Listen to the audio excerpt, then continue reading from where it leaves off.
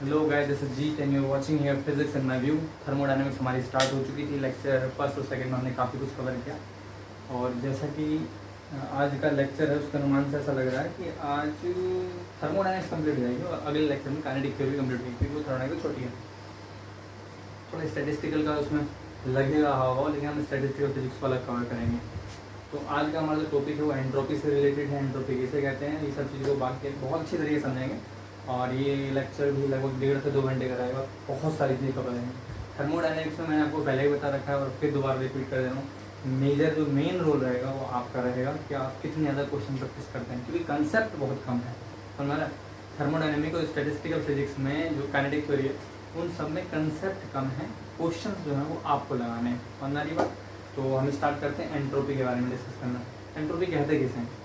Entropy जैसे कि हम नाइन्थ में नहीं पढ़ते, 11th-12th में केमिस्ट्री में एक डेफिनेशन पढ़ते हैं कि जो रैंडमनेस होती है उसके मेजरमेंट को एंट्रोपी कहते हैं। तो entropy is the measurement of the randomness.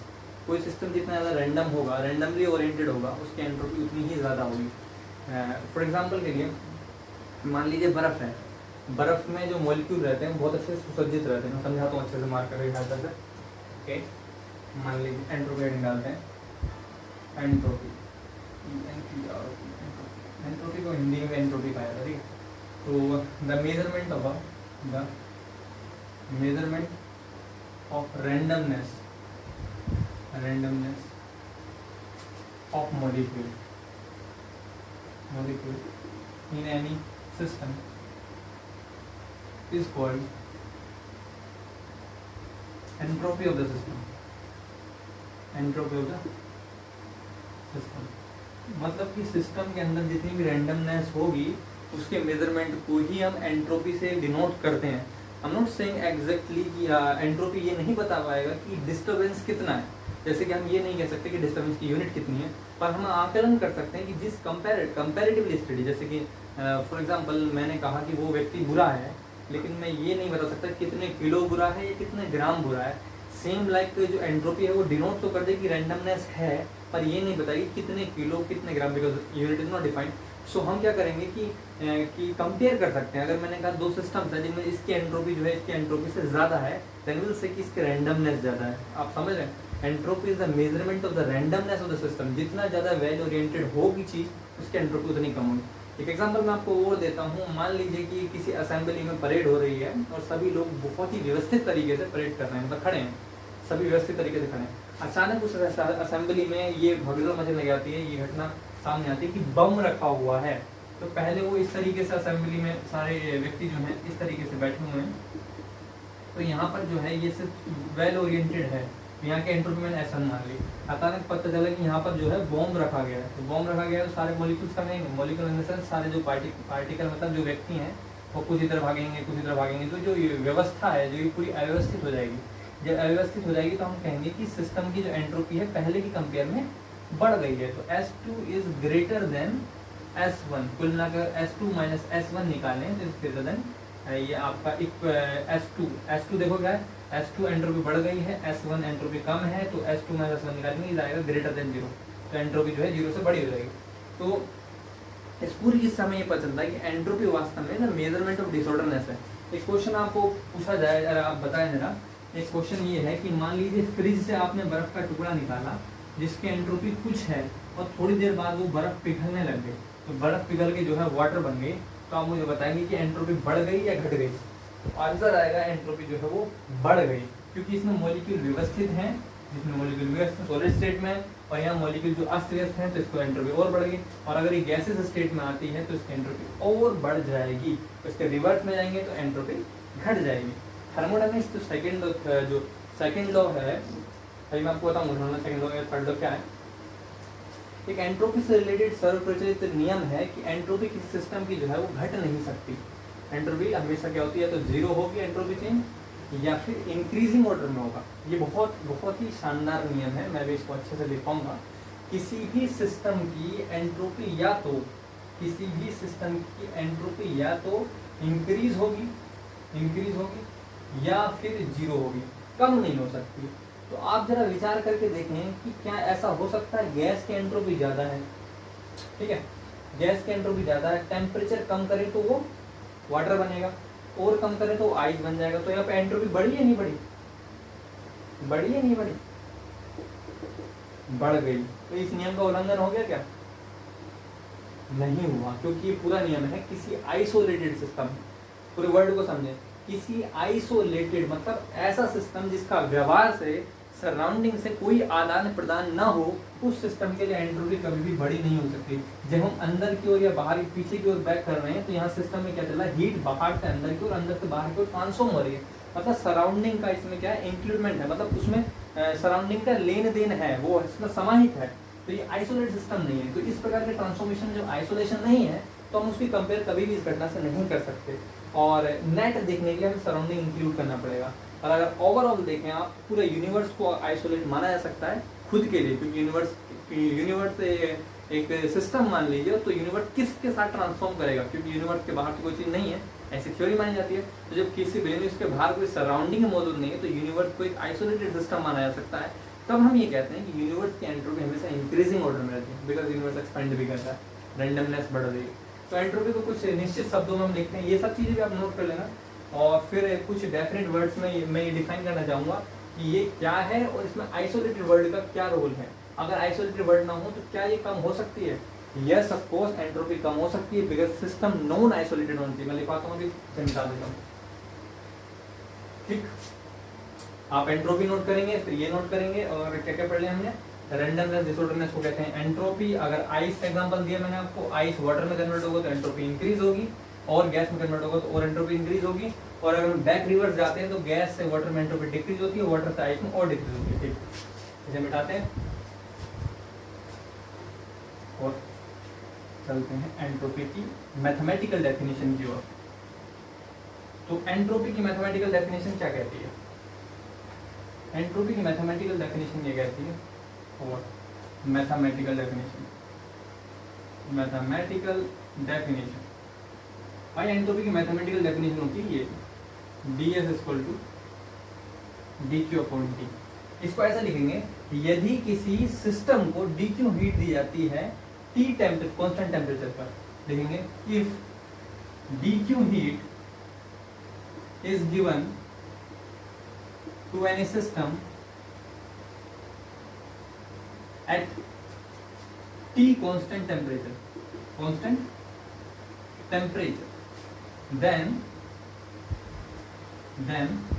its change in entropy can be defined। इसे ऐसे डिफाइन करेंगे, dq इक्वल टू एंट्रोपी को ds से लिख के, if dq heat is given to any system at constant temperature then its change in entropy can be defined। तो ds को ऐसे डिफाइन करेंगे, ds equal to dq upon t, capital T, constant temperature dt नहीं लिखेंगे। if system transform from initial state to final state then net entropy change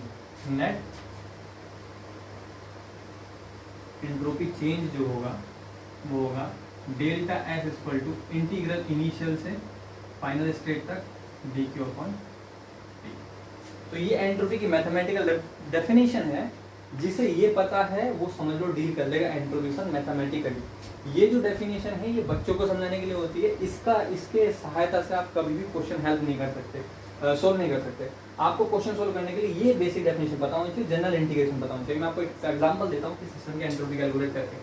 मान लीजिए आपको entropy calculate करनी है किसी सिस्टम की, जो कि मान लीजिए आइसोथर्मल प्रोसेस से गुजर रहा है। यदि कोई सिस्टम आइसोथर्मल प्रोसेस से गुजर रहा है तो उसकी एंट्रोपी कैसे निकालेंगे? तो बात चल रही थी, अगर हमसे पूछा जाए आइसोथर्मल प्रोसेस में एंट्रोपी चेंज नेट कैसे निकाला जाएगा, तो आइसोथर्मल प्रोसेस में नेट एंट्रोपी चेंज निकालने के लिए पहले इसे मिटाते हैं और सही से समझेंगे कि क्या चीज़ है। एंट्रोपी चेंज का फॉर्मूला कितना होता है, ds equal to integral dq upon t, तो डी क्यू जो है वो वर्क डन के इक्वल होगा, और आइसोथर्मल में वर्क डन जो हमें पता है कितना होता है, वो होता है R T log V2 upon V1, R T log V2 upon V1। तो ये चीज यहाँ रखेंगे तो कितना आएगा, डेल्टा एस इक्वल टू हो गया R T log V2 upon V1 upon V2 upon V1 upon T से टी कैंसिल हो गया, डी एस इक्वल टू आ गया are log V2 upon V1, V2 upon V1। इस चीज को समझने की कोशिश करेंगे कि मैंने ये क्यों लिखा, वो मैंने इसलिए लिखा by thermodynamic first law, thermodynamic first law. Thermodynamic first law क्या कहता है, थर्मोडायनेमिक फर्स्ट लॉ कहता है D Q equal to D U plus D W, D Q equal to D U plus D W. What is D Q, D Q is the heat given to the system, what is D U, D is the internal energy of the system and D W is the work done by the system और over the system.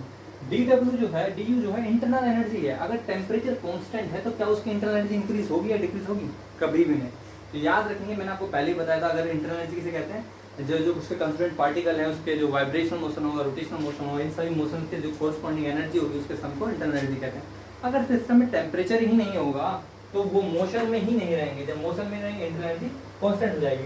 तो internal energy constant हो जाएगी, तो ऐसी स्थिति में अगर आप निकालेंगे डी यू की वैल्यू, तो डी यू की वैल्यू जीरो होगी। ये क्या है, at constant temperature, at constant temperature D U equal to zero. जब D U equal to zero होगा तो डी क्यू की वैल्यू जो है वो डी डब्ल्यू के इक्वल होगी, और डी क्यू की वैल्यू डी डब्ल्यू का होगी तो ये हो जाएगी R T log V2 upon V1, जो कि मैंने यूज करा है।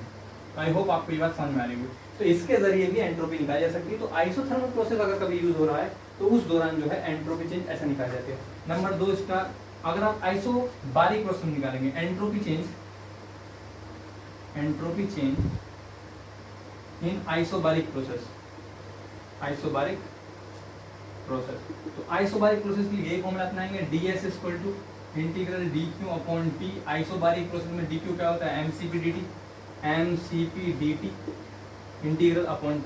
अब यहाँ यूनिट के लिए लेंगे तो m को छोड़ देंगे, कितना हो गया cp इंटीग्रल, ये मान लो टेम्परेचर T1 है, ये टेम्परेचर T2 तक है, log आएगा कितना आएगा log t, और ये आ जाएगा T1 से T2 तक, ये हो गया cp log T2 upon T1, T2 upon T1।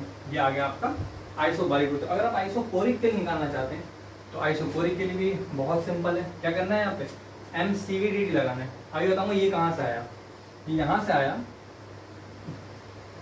पहले मिटा लेते हैं, बहुत ही उग्रता करने की जरूरत नहीं, सीमांत तरीके से पढ़ेंगे सब समझ में आएगा। जरा मैं दोबारा करता हूँ, ऐसी कोई दिक्कत वाली बात नहीं, मैं यहाँ पर दोबारा कर रहा हूँ। Number 2 entropy change. पहले एक चीज़ और आपको बता दूँ, आपने ये पढ़ा होगा Q बराबर ms डेल्टा टी पढ़ा होगा, S स्पेसिफिक हीट है, Cp और Cv से भी डिनोट कर सकते हैं। तो आइसोबारिक चल रहा है तो Cp लेके चलेंगे, Q equal to mCp delta T. Unit mass के लेके चलेंगे तो इसको 1 रख देंगे, Q इक्वल टू आ गया m तो चला गया, Cp डेल्टा टी आ गया, आगे नहीं आ गया। हाँ, अब निकालेंगे number 2 entropy change in isobaric process, in isobaric process. तो आइसोबारिक प्रोसेस में अगर एंट्रोपी चेंज निकालना है, फॉर्मूला क्या होता है, ds equal to integral initial से फाइनल स्टेट तक dq over t। ds equal to integral dq की वैल्यू कितनी है, cp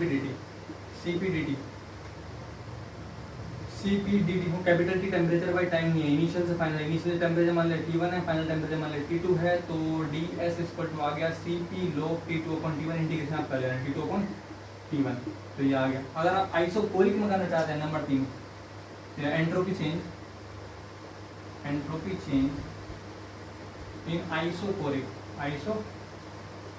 प्रोसेस। आइसोकोरिक प्रोसेस में वही Cv लगाना है, सेम है, ds equal to Cv log T2 upon T1। तो ये जरिए होते हैं चेंज करने के, एंट्रोपी चेंज कैलकुलेट करने के लिए। मान लो आपके पास कोई ऐसी प्रॉब्लम है जिसमें आइस को जो है वेपर में कन्वर्ट किया जाए, फिर समझ लीजिए आपको, मान लीजिए आपके पास कोई ऐसा सिस्टम है जिसमें आइस को वेपर में कन्वर्ट किया जाए। अगर आइस को वेपर में कन्वर्ट किया जाएगा तो वहां पर लगेगी कोई ट्रिक इन द सेंस आपको देखना है कब स्टेट चेंज हो रही है और कब स्टेट चेंज नहीं हो रही है। मान लीजिए कहा गया है इफ 1 मोल m की वैल्यू जो मैं बोला था of ice is converted into vapor, then calculate the net change in entropy, the net change in entropy. जो हमारा लास्ट लेक्चर रहेगा वो न्यूमेरिकल से ही रिलेटेड रहेगा, तो उसमें हम ज़्यादातर न्यूमेरिकल कवर कर लेंगे जो असाइनमेंट या पीडीएफ से रिलेटेड है। अभी हम थोड़े से न्यूमेरिकल अंडरस्टैंडिंग और थ्योरेटिकल अंडरस्टैंडिंग को लेकर चल रहे हैं। तो मान लीजिए आपके पास ये आइस का टुकड़ा है, मैंने आपको बता रखा है और आपको ये बात पता नहीं होगी, जनरली आइस को हम क्या मान के चलते हैं कि 0 डिग्री सेल्सियस पर है वो बर्फ। ठीक, पहले इसे गलाएंगे, गलाने के लिए क्या चाहिए होगा, इसे वाटर में कन्वर्ट कर लिया, जब वाटर में कन्वर्ट कर लिया तो 0 डिग्री सेल्सियस का ही वाटर बनेगा। ठीक, फिर इसे वेपर में कन्वर्ट करेंगे। वेपर कैसे कन्वर्ट होता है, यहाँ पे वेपोराइजेशन चलेगा, तो वेपर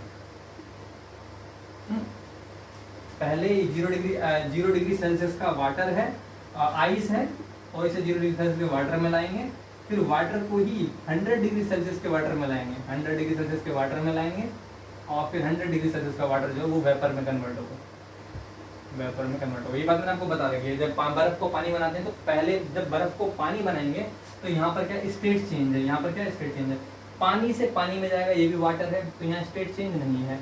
और जब वाटर से वेपर में जाएगा तो फिर स्टेट चेंज है।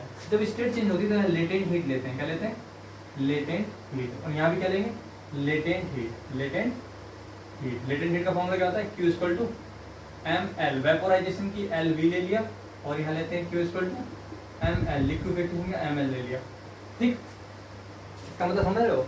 गुप्त ऊष्माएं दो प्रकार की होती हैं, एक होती है गलन की गुप्त ऊष्मा, एक होती है वाष्पन की गुप्त ऊष्मा। Means latent heat of vaporisation and latent heat of liquefaction.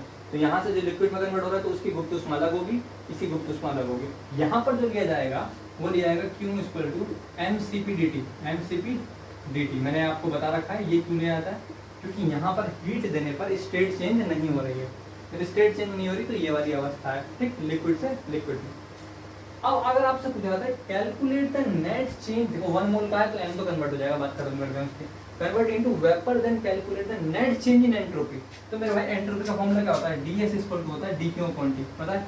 तो इन सबको टेंपरेचर डिवाइड करो तो डेल्टा S1 स्टेट के लिए, इस स्टेट के लिए आएगा वो आएगा mLL अपॉन t। इसके लिए कितना आएगा, delta S2 mCp delta t। Convert यहाँ से यहाँ तक कर रहे हैं तो ये हो गया mCp डेल्टा t। इसका तो कन्वर्जन फॉर्मूला हमें पता ही है, कितना होता है, Cp log T2 upon T1, T2 upon T1 अभी निकाला था। इसके लिए कितना आएगा, delta S3 equal to mLB vaporisation upon T। ठीक है। So net change in entropy, so net change in entropy, net change in entropy, entropy में नेट चेंज कितना होगा, delta S equal to delta S1 plus delta S2 plus delta S3। Value put करेंगे, implies delta S equal to, इसकी value कितनी है, mLL upon T plus Cp log T2 upon T3 plus plus plus जोड़ना है ना, plus plus mLB upon T। तो ये आपका नेट चेंज आ गया। ठीक, नेट चेंज ऑफ एंट्रोपी आ गया। अगर आपको यहाँ पर 1 मोल मेंशन किया गया या 1 ग्राम, जैसा अगर कहता है 1 gram mass of ice, 1 gram ice is converted into this, तो आप m की वैल्यू जो है तीनों स्थिति में, यहाँ पर भी, यहाँ पर भी, यहाँ पर भी 1 रख देंगे। अगर यहाँ पर 1 ग्राम ऐसा मेंशन नहीं किया गया मास के बारे में या मोल के बारे में, सिर्फ ऐसा कहा गया कि ice is converted into water, सिर्फ ice is converted into water कहा गया, खुद मेंशन नहीं किया मास, तो आपको यहाँ पर मास लेना पड़ेगा। तो यहाँ मास लेंगे तो कितना आएगा, ये आ गया mCp dt। तो आप अपने अकॉर्डिंग यहाँ मास चेंज कर दें। तो ये एक जरिया था जिसके द्वारा मैंने ये बताने की कोशिश करी कि अगर आपको ये पूछा जा रहा है कि हीट कितनी रिक्वायर होगी तो इन सबको जोड़ना है, अगर आपको पूछा जा रहा है नेट एंट्रोपी चेंज कितनी होगी तो आपको इस वाली इक्वेशन की सहायता से करना है। ठीक है, तो ये जो इक्वेशन है ये जरिया है जो बताएगा कि नेट एंट्रोपी चेंज कितनी है ऐसे सिस्टम्स के लिए। ठीक, तो हम अगले टॉपिक की बात करते हैं। तो अगले टॉपिक से पहले आता है एक न्यूमेरिकल, उस न्यूमेरिकल को डिस्कस करते हैं। पहले से मिटा देता हूँ, फिर उस न्यूमेरिकल को डिस्कस करेंगे अच्छी तरीके से। जो मैं न्यूमेरिकल बता रहा हूँ वो तो करने ही करने हैं, साथ में जो आपने पीडीएफ डाउनलोड करी है या जो भी बुकलेट निकलवाई है उस बुकलेट से रिलेटेड सभी सोल्व्ड एग्जाम्पल को जरूर करें, क्योंकि सोल्व्ड एग्जाम्पल जो हैं वो आपको नए तरीके सुझाएंगे कि कैसे कैसे क्वेश्चन पॉसिबल हैं पूछने और कैसे कैसे क्वेश्चन आ सकते हैं क्वेश्चन पेपर में। ठीक है, तो क्वेश्चन करते हैं। क्वेश्चन फर्स्ट हमारा जो है वो है compare the efficiencies of the Carnot heat engine based on the following Carnot cycle. दो कार्नोट साइकिल दे रखी है हमें, एक कार्नोट साइकिल ये है और इसका ग्राफ दे रखा है ऐसे, और ये है आपका क्लॉक वाइज डायरेक्शन में वैल्यू दे रखी ए बी सी। दूसरा कार्नोट साइकिल ये है और ये है आपका इस तरीके से, ये भी क्लॉक वाइज डायरेक्शन में है, इसका नाम है ए बी सी। पूछा गया इनमें से किसकी इफिशियंसी ज्यादा है। तो पहली बात तो ये मेंशन किया गया है, ये जो है ग्राफ जो है पीडी ग्राफ पे, ये जो ग्राफ दे रखा है कैसा ग्राफ है, स्ट्रेट लाइन का दे रखा है, ये मेंशन नहीं किया गया। इनमें से ये पूछा गया कि किसकी इफिशियंसी ज्यादा है। एक कार्नोट इंजन ये इसकी इफिशियंसी ईटा 1 मान लो, इसकी इफिशियंसी ईटा 2 मान लो। तो पता होना चाहिए आपको इफिशियंसी का फॉर्मूला। इफिशियंसी क्या होती है, इफिशियंसी का फॉर्मूला होता है eta equal to work done upon given heat, work done upon given heat, given heat. तो आपको ये बता दूं वर्क डन जो होता है वो area enclosed by the curve होता है, area enclosed by the curve, मतलब कर्व ने कितना एरिया घेरा है। क्योंकि जो इंजन वर्क करेगा वो क्लोज कर्व के अंतर्गत वर्क करेगा, एक साइक्लिक प्रोसेस में वर्क करेगा। जब पिस्टन चलती रहती है तो क्या है, प्रोसेस साइक्लिक है, प्रोसेस साइक्लिक है तो वहां पर कर्व के अंदर का एरिया जरूर होगा upon area under the curve, area under the curve, under the curve. Area under the curve जो है, एरिया अंडर द कर्व को गिवन हीट कहेंगे और वर्क डन को कहते हैं area enclosed by the curve. तो वर्क डन आप देखेंगे ये वाला एरिया जो है, ये कर्व का अंदर का एरिया जो है, ये एरिया जो है अंदर का, ये इसका और इसका ट्रायंगल सेम है, इसलिए अंदर का एरिया जो है वो सेम है। इसका मतलब कि वर्क डन सेम है। But from given figure it is clear, it is clear W1 equal to W2, work done तो सेम है। But area under the curve देखेंगे तो ये जो है इसके नीचे कितना एरिया आ रहा है और ये जो है इसके नीचे कितना एरिया है। तो साफ आपको पता है कि इसके नीचे एरिया ज्यादा आ रहा है और इसके नीचे एरिया कम आ रहा है, तो गिवन हीट जो है इस वाले सिस्टम के लिए ज्यादा है। बट ध्यान समझ में आ रहा है क्या करूं, यहाँ लिखा है मैंने गिवन हीट, वर्क डन तो हमने निकाल लिया, वर्क डन होता है area enclosed by the curve. तो कर्व के अंदर का जो एरिया है, कर्व के अंदर का जो एरिया है वो एरिया तो हमने कैलकुलेट कर लिया है, कितना वो एरिया दोनों का सेम है, ट्रायंगल का जो है बिल्कुल एग्जैक्ट सर्वांशम जिसे कहते हैं वो है, बिल्कुल सेम है। अब बात करते हैं दूसरा है गिवन हीट कितनी है, तो एरिया अंडर द कर्व को गिवन हीट कहते हैं। तो इस डायग्राम से क्लियर है एंड इट इज, इसे इस तरीके से भी लिख सकते हैं। अब जरा ध्यान से देखेंगे, इस डायग्राम के नीचे कितना एरिया है, ये वाला, इस डायग्राम के नीचे कितना है, ये वाला area. So it is clear, it is clear from the diagram, from the diagram क्या क्लियर है, ये वाला एरिया ज्यादा है, मतलब given heat is Q1 is greater than Q2। So implies, अब हीट कहाँ आती है, हीट नीचे आती है। जब हीट नीचे आती है तो जिसकी हीट ज्यादा होगी उसकी इफिशियंसी कम होगी, 𝜂1 इज लेस देन 𝜂2, और ये ऑप्शन मैच कर जाए। ये जनरल जो है 1-2 नंबर का क्वेश्चन था, इतना बड़ा इशू नहीं था। अगला क्वेश्चन की तरफ फोकस करते हैं, इसे मिटा देता हूं मैं, नोट कर लिया हो। क्वेश्चन नंबर 2 क्या है, question number 2, okay, question number 2 पर फोकस करते हैं। Question number 2, 1 mole of ideal gas undergoes a reversible isothermal expansion. Given expansion is isothermal. Given expansion is isothermal.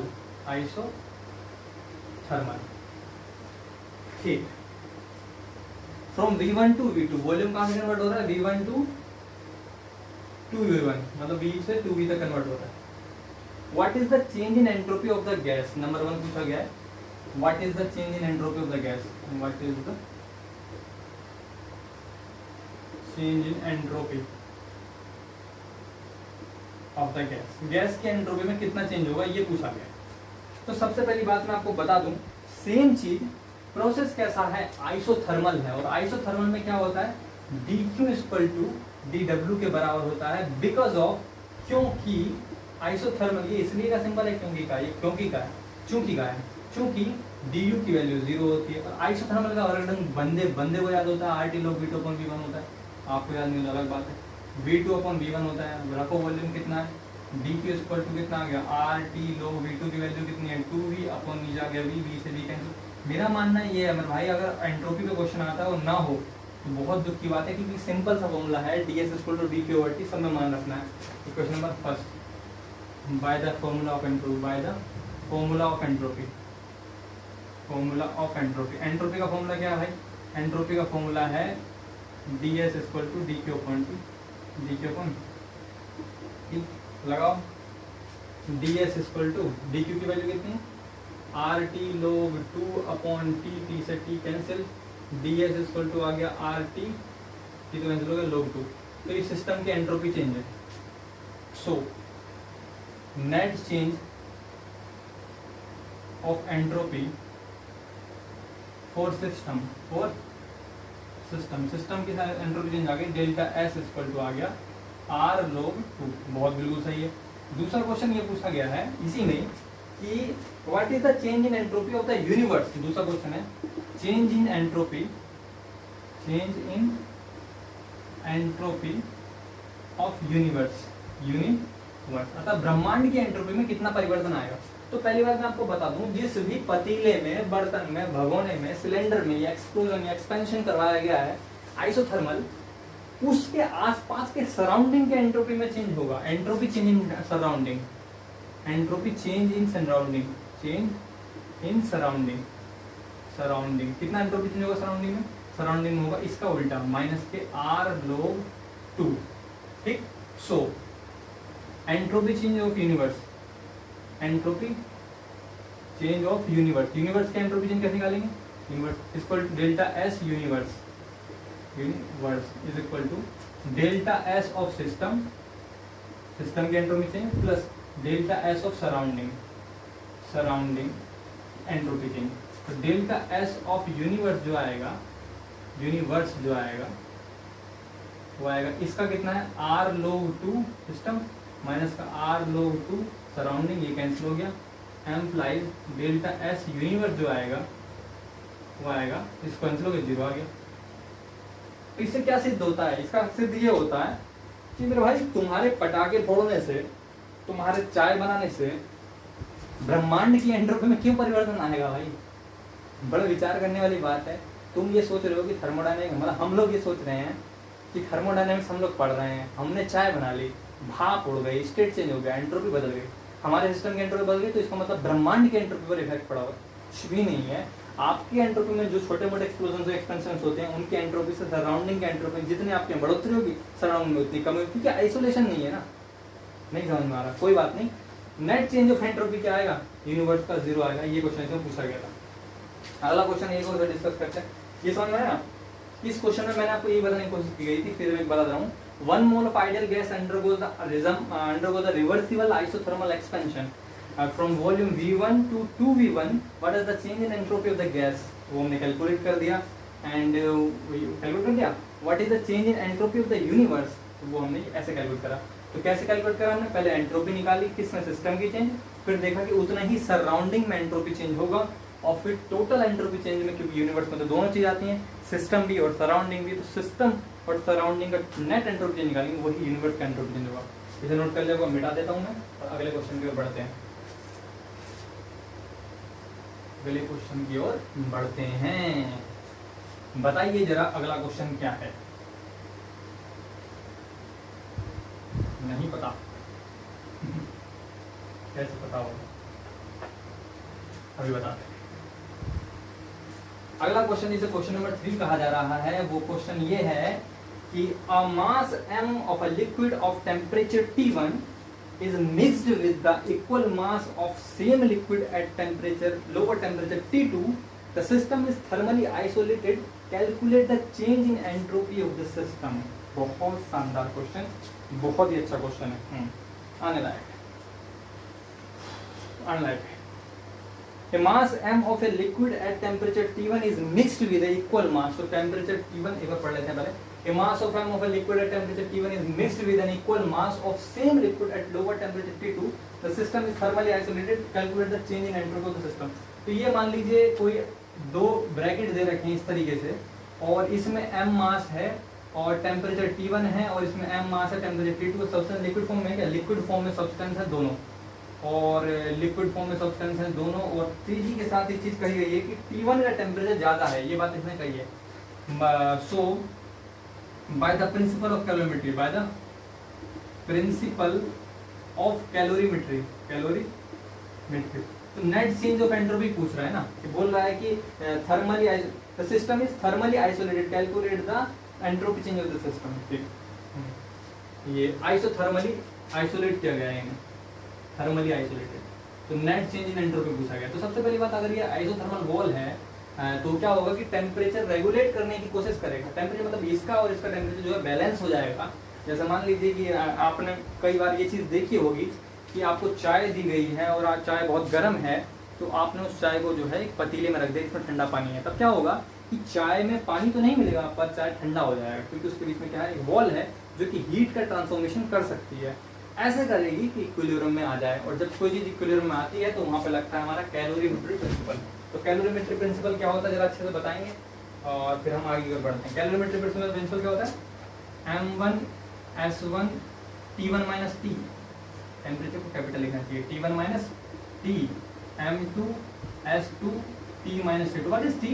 T is the equilibrium temperature. इन दोनों में जो भी पुड़म होगी उसके बाद जो इक्विलिब्रियम टेम्परेचर आएगा वो ये है, इक्विलिब्रियम टेम्परेचर आएगा भी। देखो कई बार जो है मैं क्वेश्चन रिपीट इसलिए कर दे रहा हूँ कि जो लोग जो है सोर्स तक नहीं पहुँच पा रहे हैं क्वेश्चन कहाँ से आए, वो स्लो मोशन में क्वेश्चन सुने, क्योंकि मैं पूरा क्वेश्चन पढ़ता हूँ, उसे नोट करके क्वेश्चन सॉल्यूशन नोट कर, वो भी एक जरिया है। देखो दोनों लिक्विड है, सेम है, और मैं भाई मास भी सेम है, तो ये चीज़ हो गई कैंसिल। तो ये हो गया T1 minus T equal to हो गया T माइनस T2, और जी इसको इधर ले गए और इसको इधर ले आए, तो ये हो गया T1 और इसको इधर लाए तो प्लस का T2, और ये हो गया T प्लस T, तो T1 plus T2 equal to हो गया, ये हो गया 2T, इसको नीचे लाएंगे तो हो गया T1 plus T2 upon 2 equal to T। इसका मतलब ये चीज़ जो है T1 से T1 plus T2 by 2 temperature तक पहुँचेगा, और उसका टेम्परेचर भी T2 से T1 प्लस T2 बाई 2 तक पहुँचेगा, तब ये चीज़ दोनों थर्मल इक्विलिब्रियम में आ जाएंगे। तो नेट चेंज इन एंट्रोपी कैसे निकाला जाएगा? So entropy change of system first, so first system के एंट्रोपी में कितना चेंज आएगा देखते हैं। Delta S equal to, entropy change का फॉर्मूला आपको पता होना चाहिए। एंट्रोपी चेंज का फॉर्मूला कितना होता है? एंट्रोपी चेंज का फॉर्मूला कितना होता है? एंट्रोपी चेंज का फॉर्मूला होता है इंटीग्रल इनिशियल स्टेट से फाइनल स्टेट तक जाना है हमें, इंटीग्रल इनिशियल स्टेट से फाइनल स्टेट तक जाना है हमें, और फिर लिमिट लेनी है initial to final dq over T. तो dq ओवर टी जो है ये हो जाएगा आपका एंट्रोपी का फॉर्मूला। ठीक, तो जब भी ऐसा क्वेश्चन आपको दे रहा है मिक्स स्टेट का, तो सबसे पहले आपको इक्विलिब्रियम टेम्परेचर निकालना है, और इक्विलिब्रियम टेम्परेचर निकालने में सबसे ज्यादा आपको मदद करेगा वो करेगा कैलोरीमेट्री प्रिंसिपल। वो निकालने के बाद एंट्रोपी चेंज का फॉर्मूला लगाएंगे, इंटीग्रल इनिशियल स्टेट से फाइनल स्टेट तक dq ओवर टी, dq की वैल्यू होती है ms डेल्टा t। तो इनिशियल फाइनल टेम्परेचर T1 है, फाइनल टेम्परेचर है T1 प्लस T2 बाई 2, और dq स्क्वायर होता है ms डेल्टा t, m और अगर s लिखूंगा तो एंट्रोपी जैसा ना लगे इसलिए c लिख दिया मैंने, और डेल्टा t को लिख दिया dt upon t। Delta s equal to हो गया mc कांस्टेंट T1 से T1 प्लस T2 बाई 2, और ये log t हो गया, अरे अभी थोड़ी हो जाएगा 1 upon t into D T, बराबर गया mc log t, और ये T1 से T1 plus T2 by 2 by 2। तो डेल्टा s इक्वल टू आ गया mc, और ये हो गया log upper limit minus lower limit T1 plus T2 upon 2T1। Alright, सही है।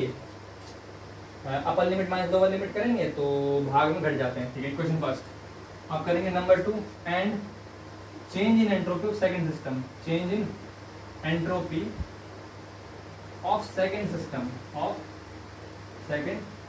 सेकंड सिस्टम में एंट्रोपी चेंज देखो भाई कैसे निकालेंगे। सेम मेथड है, डेल्टा एस सेकंड है तो ये फर्स्ट है, कैसे निकालेंगे इंटीग्रल इनिशियल स्टेट से फाइनल स्टेट तक delta Q upon T, initial temperature T2 था, final temperature T1 plus T2 by 2 था, डेल्टा क्या होता है mc delta t dt, upon T, तो सेम डेल्टा एस सेकंड निकालेंगे, डेल्टा एस सेकंड आ जाएगा एम सी लोग upper limit T1 plus T2 upon 2T2। सही तो है, ध्यान से देखो आप, जब हम अपर लिमिट लेंगे तो अपर लिमिट तो मैंने लिख दी T1 प्लस T2 बाई 2, ये लिख दी। लोअर लिमिट क्या है, T2 है, तो नीचे लिखेंगे T2 इक्वल टू 2। तो ये जो एंट्रोपी चेंज फर्स्ट सिस्टम है, सेकंड सिस्टम है, दोनों जोड़ोगे टोटल सिस्टम की एंट्रोपी चेंज हो जाएगी। तो मिटा देता हूँ, नोट कर जाओगे इधर वाला, नेट चेंज इन एंट्रोपी है, खत्म कहानी। सो net change in entropy, net change in entropy, तो बताओ एंट्रोपी में नेट चेंज आएगा कितना आएगा, ये आ जाएगा delta S equal to system के जो पहला टुकड़ा था उसका देंगे, सिस्टम का जो दूसरा टुकड़ा था उसका देंगे, डेल्टा एस इक्वल टू कितना गया एम सी लोग M1 नहीं T1, T1 plus T2 upon 2T1, और यहाँ पर आ गया plus M C log T1 plus T2 upon 2T2, delta S equal to M C log, यहाँ जोड़ेंगे दोनों को, सेम है क्या, सेम कहाँ होता, एम सी कॉमन ले लिया, मल्टीप्लाई करो कितना आएगा T1 प्लस T2 का होल स्क्वायर अपॉन 2 या 2 2 4, तो 4 T1 T2, या ऐसे भी लिख सकते हैं delta S equal to M C log T1 plus T2 upon 2T1 T2 के ऊपर अंडर रूट लगा दो ऐसे करके, अंडर रूट T1 T2 और यहाँ पर स्क्वायर कर दिया, implies delta S equal to 2MC log T1 plus T2 upon 2 under root T1 T2। ऐसा करने का उद्देश्य था ऑप्शन मैच करना, ठीक है, ऑप्शन मिल जाए बस। तो ये नेट एंट्रोपी चेंज का सिस्टम निकाल दिया मैंने आपको एक तरीका बता दिया कि अप्रोक्सीमेशन बता दिया कि कैसे एंट्रोपी चेंज निकालते हैं। आपको अगर सिस्टम सेपरेटेड मेथड में दे रखा है, टुकड़े टुकड़े करके देखें, तो सब में आपको एंट्रोपी चेंज निकालना है और सबके एंट्रोपी चेंज को आपको सम कर देना है, तो सिस्टम का एंट्रोपी चेंज निकल के आ जाएगा। ठीक, इसे नोट कर लीजिए, हम अगले आगे की तरफ बढ़ते हैं। तो अगला हमारा टॉपिक है थर्मोडायनेमिक पोटेंशियल, बहुत अच्छा टॉपिक, ये नोट कर लीजिएगा, मिटाता हूँ मैं।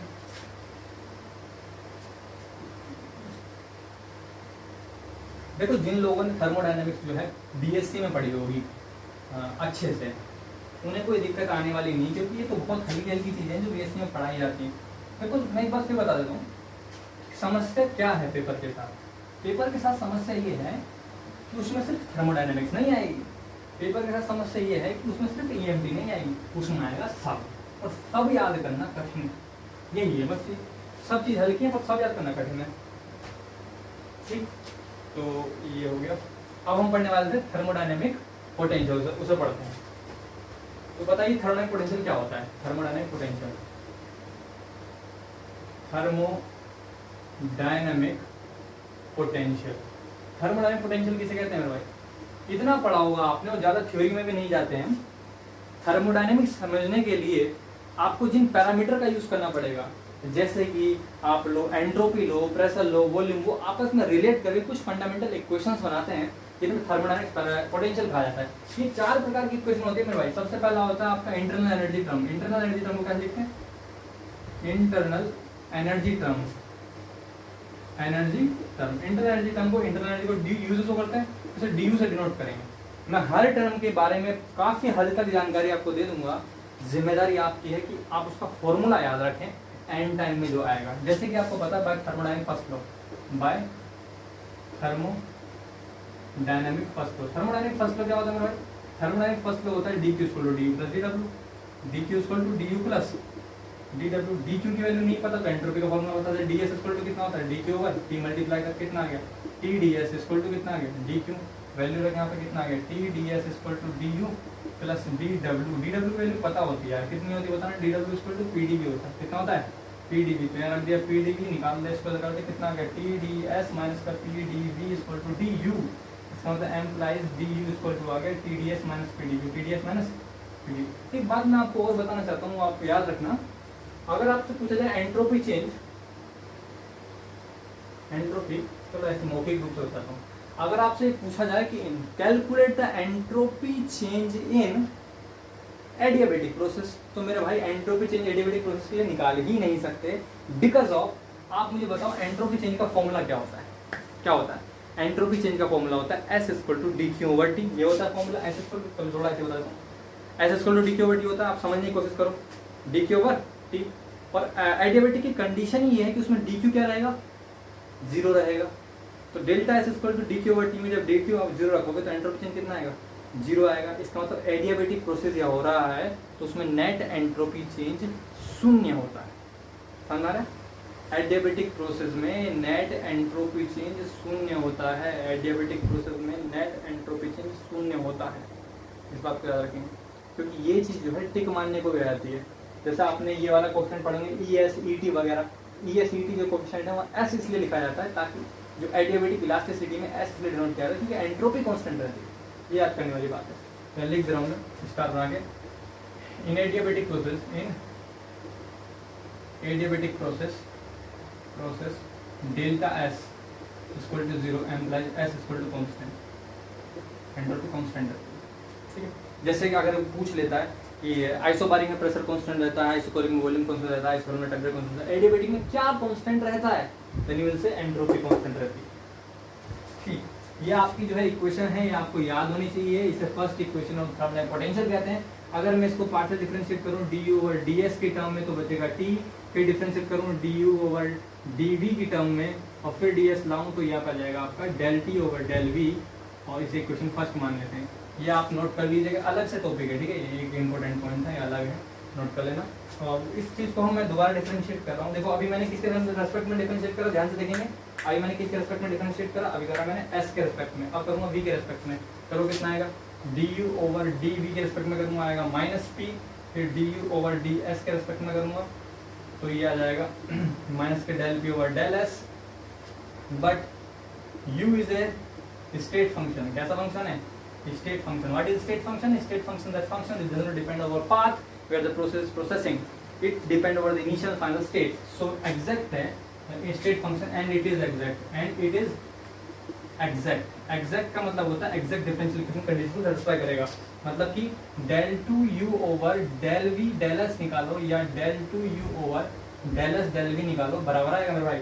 मान रखेंगे इसका मान कितना है, del T over del V, इसका मान है del T over del V, और इसका मान कितना है, इसका मान है माइनस का del P over del S. Constancy को आपको पता ही है, ये ऐसे यहाँ लिख दो और ये भी है यहाँ लिख दो, ये होती है Maxwell first equation. This is called Maxwell first equation, this is called Maxwell first equation, Maxwell first equation, first equation. तो ये मैक्सवेल फर्स्ट इक्वेशन मैंने प्रूव कर दी। ये इक्वेशन आपको याद होनी चाहिए। मिटा देता हूँ और हम चलते हैं दूसरे थर्मोडायनामिक पोटेंशियल की ओर। दूसरा थर्मोडायनामिक पोटेंशियल क्या है, अगर थर्मल से क्वेश्चन आया मेरे भाई, तो अगर थर्मल से क्वेश्चन आया, थर्मोडायनामिक पोटेंशियल आपको जरूर देखने को मिलेगा, कोई काट ही नहीं सकता। गलती ये होगी अगर हम मैक्सवेल इक्वेशन गलत लिख देंगे या थर्मोडायनामिक पोटेंशियल गलत लिख देंगे, तो फिर आपको कोई नहीं बचा सकता। तो हम बात करते हैं अब दूसरे थर्मोडायनामिक पोटेंशियल को, जिसे कहते हैं एंथैल्पी। एंथैल्पी किसे कहते हैं, एंथैल्पी का भी मैथमेटिकल फंक्शन है thermodynamic potential. Number 2 enthalpy function, ठीक।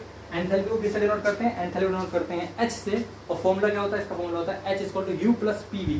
क्या होता है formula, H equal to U plus PV, जहाँ H एंथैल्पी है, U इंटरनल एनर्जी है, T प्रेशर है, V वॉल्यूम है। तो एक तरीके से आप देखें तो H equal to U plus PV में पूरा डायमेंशनली भी करेक्ट है। अगर आपको डायमेंशन एनालिसिस का एक उदाहरण देना है कि इक्वेशन में इंक्लूड होने वाले हर टर्म की डायमेंशन सेम होती है, तो आप देख सकते हैं H एक एनर्जी है और U internal energy dimension mL/T-2 हो जाएगी, और P pressure, V volume dimension रखोगे तो mL/T-2 ही आएगी। सेम हो गया ना। दूसरा देखेंगे हम, दूसरा हमारा फंक्शन था एंट्रोपी फंक्शन, एंथैल्पी फंक्शन।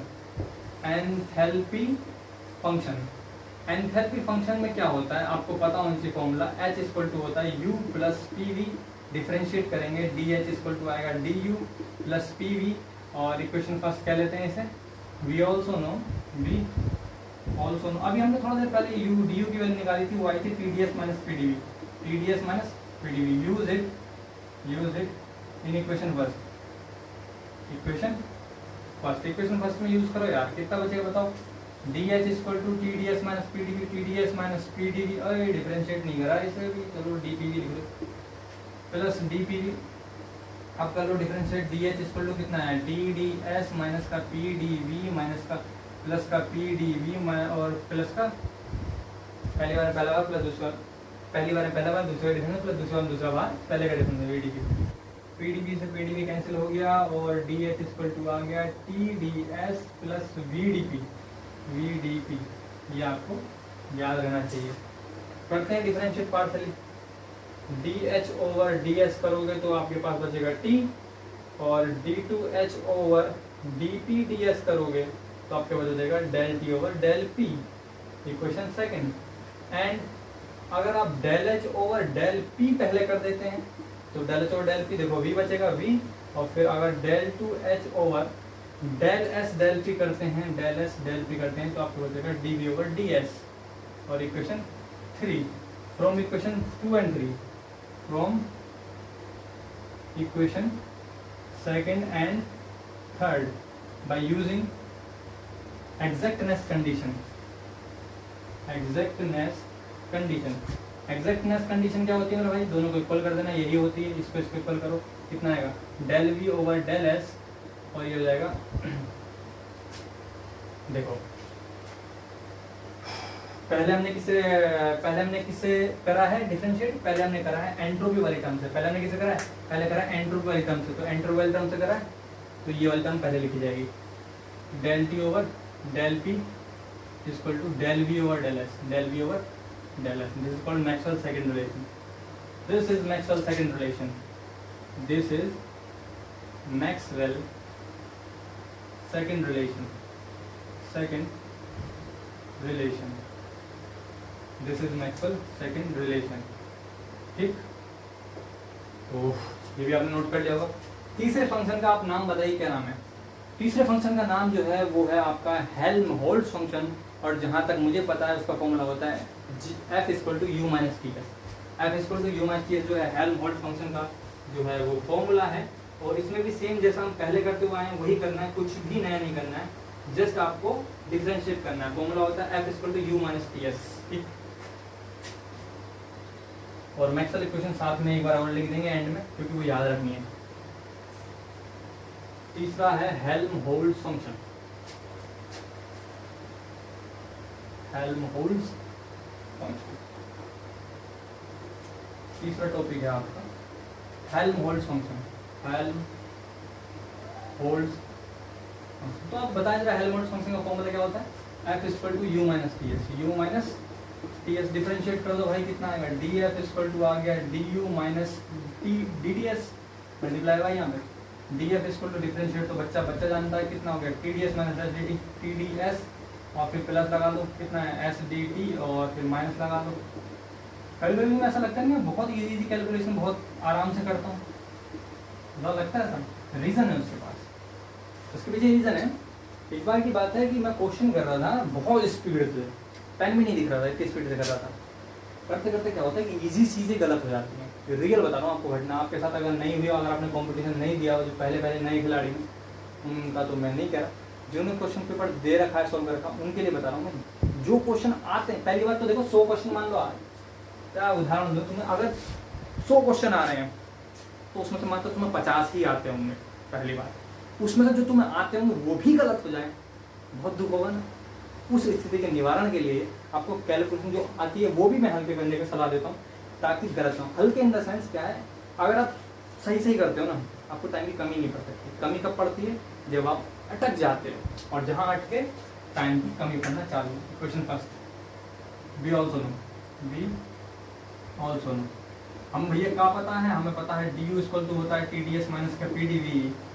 मान पुट कीजिए, putting in equation first, putting in equation first का मान रखो भाई, क्या बचेगा DF इक्वल टू डी का मान कितना है? TDS का माइनस का PDV माइनस का TDS माइनस का SDT, कुछ कटा का TDS से TDS कट गई, तो DF इक्वल टू कितना बचा? माइनस के PDV माइनस के SDT इक्वेशन सेकंड। और ये आपको याद करनी है differentiating partially, del F equal to अगर डेल V से डिनोट करोगे तो बचेगा माइनस का P।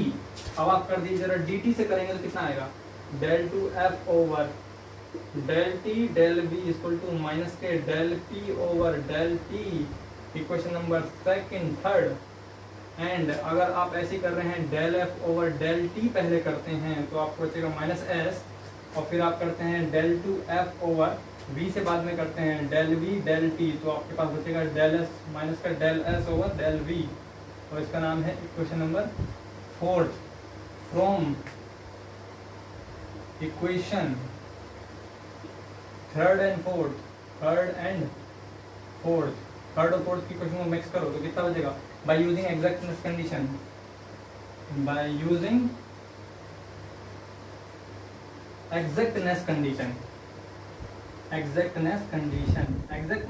इन द सेंस क्या है भाई एग्जैक्टनेस कंडीशन, दोनों को बराबर करना है, कितना है माइनस का del p over del t equal to minus का del s over del v, इससे ये कैंसिल हो गया तो कितना हो जाए एम्प्लाइज ये हो गया del p over del t equal to del s over del v, this is Maxwell third relation, ये दोनों चीज याद करनी है, this is Maxwell third relation okay. इसे मिटा देते हैं, नोट तो कर लिया होगा। बताओ अगला फंक्शन क्या है, अगले फंक्शन का नाम क्या है, उसका नाम है गिव्स फ्री एनर्जी, इसका नाम है g equal to h minus T S, वो मैं ऐसे नोट कर लिया, फिर समझेंगे। हेल्महोल्ट्ज फंक्शन को h से डिनोट मत कर देना मेरा भाई, बोले h से शुरू हो रहा है, बोले हेल्महोल्ट्ज, भाई साहब h से होता है, क्या होता है, ऐसे होता है एंथैल्पी, ठीक। एक बार रिवाइज कर लेते हैं इसे। हेल्महोल्ट्ज फंक्शन जो है वो होता है f equal to u minus T S, just differentiate of both side, df equal to du minus T D S, और सोल्व कर दिया, और so easy thing. Difficulty is that वहाँ जो क्वेश्चन आएगा उसे सोल्व कैसे करें, वो कठिन होगा, ठीक। अब बचता है अपन के पास कौन सा फंक्शन, अपन के पास बचता है अब तीसरा पॉइंट, जिसे कहते हैं, जिसे चौथा पॉइंट जिसे कहते हैं Gibbs free energy. Gibbs free energy को g से डिनोट किया जाता है, और वो आपका सेम जैसा फंक्शन दिया जाएगा उसी फंक्शन को उसी वे में डिफरेंशिएट करना है, और उसी वे में डिफरेंशिएट करने के बाद वही फोर्थ मैक्सवेल इक्वेशन आपको प्रोवाइड कराएगी। तो आपको गिब्स फ्री एनर्जी का फॉर्मूला पता होना चाहिए, और फॉर्मूला होता है g equal to h minus T S, as far I know g equal to h minus T S. याद कैसे रखें, याद ऐसे रखें, ABCD में आप जब पढ़ेंगे तो ABCD EFGH I, ABCD EFGH, ABCD EFGH, तो G के बाद क्या आ रहा है, H आ रहा है, तो G के बाद H आ रहा है, तो यही आपका गिब्स फ्री एनर्जी फंक्शन है। फोर्थ है आपका Gibbs free energy function. Gibbs free energy function में आपको लगाना है यही, क्या ट्रिक लगाएंगे बताइए, g इक्वल टू g के बाद H आता है h माइनस टी एस, उसमें u आता है u माइनस टी एस, ठीक। डिफरेंशिएट कर देना भाई, dg इक्वल टू कितना आएगा, dh minus T S, TDS करो भाई, dg इक्वल टू dh का मान क्या होता है u प्लस पीवी माइनस के d TDS माइनस के SDT plus SDT, dg equal to क्या है, du plus PDB plus VDP minus का TDS माइनस का SDT, dg equal to d का मान कितना होता है, TDS माइनस का PDB प्लस का PDB प्लस का VDP प्लस का माइनस का TDS माइनस का SDT, कुछ कटा गया, सब कुछ कटा, आई थिंक PDB से PDB कैंसिल हो गया, TDS से TDS कैंसिल हो गया, तो dg इक्वल टू कितना बचा, VDP माइनस का SDT, this is called equation. And now using the partial differential equation function del p over del v equal to v del two g over del t del p equal to आ गया del v over t से करा है del t, equation number second, because this of first. Differentiate करो partially, दोबारा पहले t के aspect में कर दे, अब del g over del t equal to बचेगा माइनस का s, और फिर del टू g ओवर आप कर दे p से, तो del p over del t equal to आ गया माइनस का del s over del p, equation आ गया 3। Using equation 3 and 4, using equation 3, 2 and 3, second and 3 by exactness condition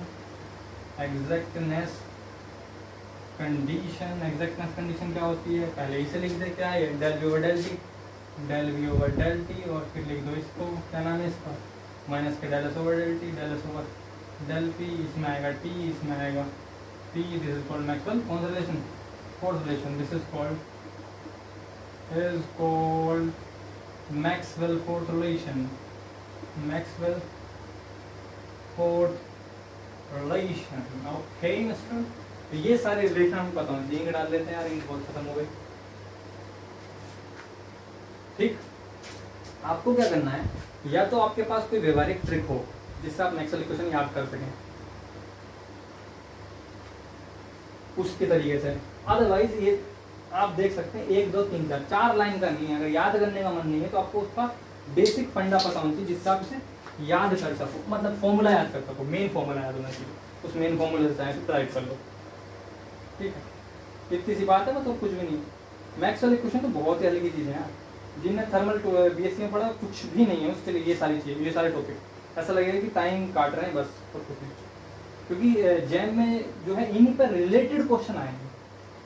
jam और बीएससी में कितना अंतर है, कोई पूछे तो क्या बताओगे?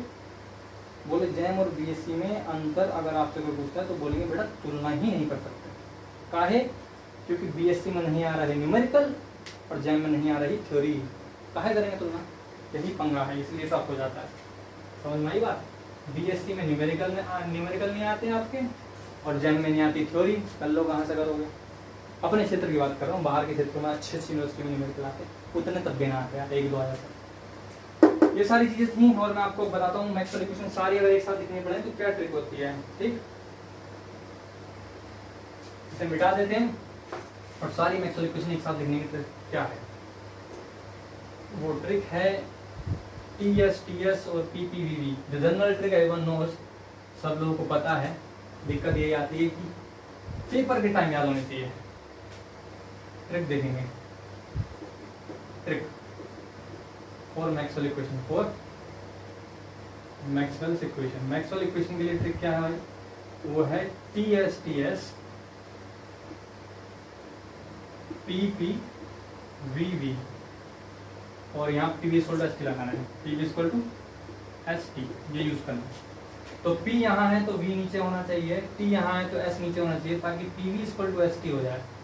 देखो मल्टीप्लाई करेंगे तो PV equal to ST, entropy volume PV ST।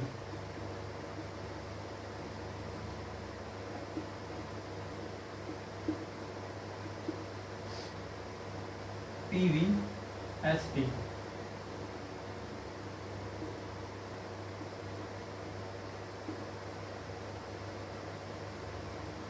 PV ST।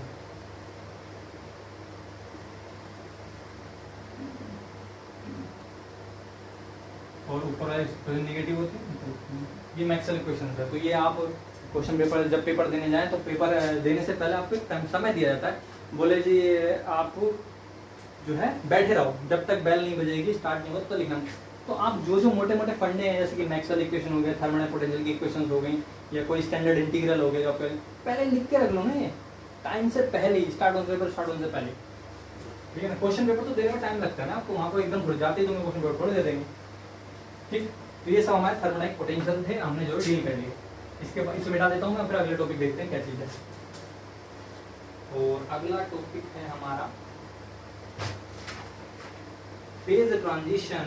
Good, अगला टॉपिक हमारा फेज ट्रांजिशन है, और आई होप इसमें से क्वेश्चन बहुत अच्छी तरीके से फंसेगा ही, और ये आपको मैं बिल्कुल अच्छे से समझा दूंगा फेज ट्रांजिशन क्या है, बहुत अच्छी तरीके से।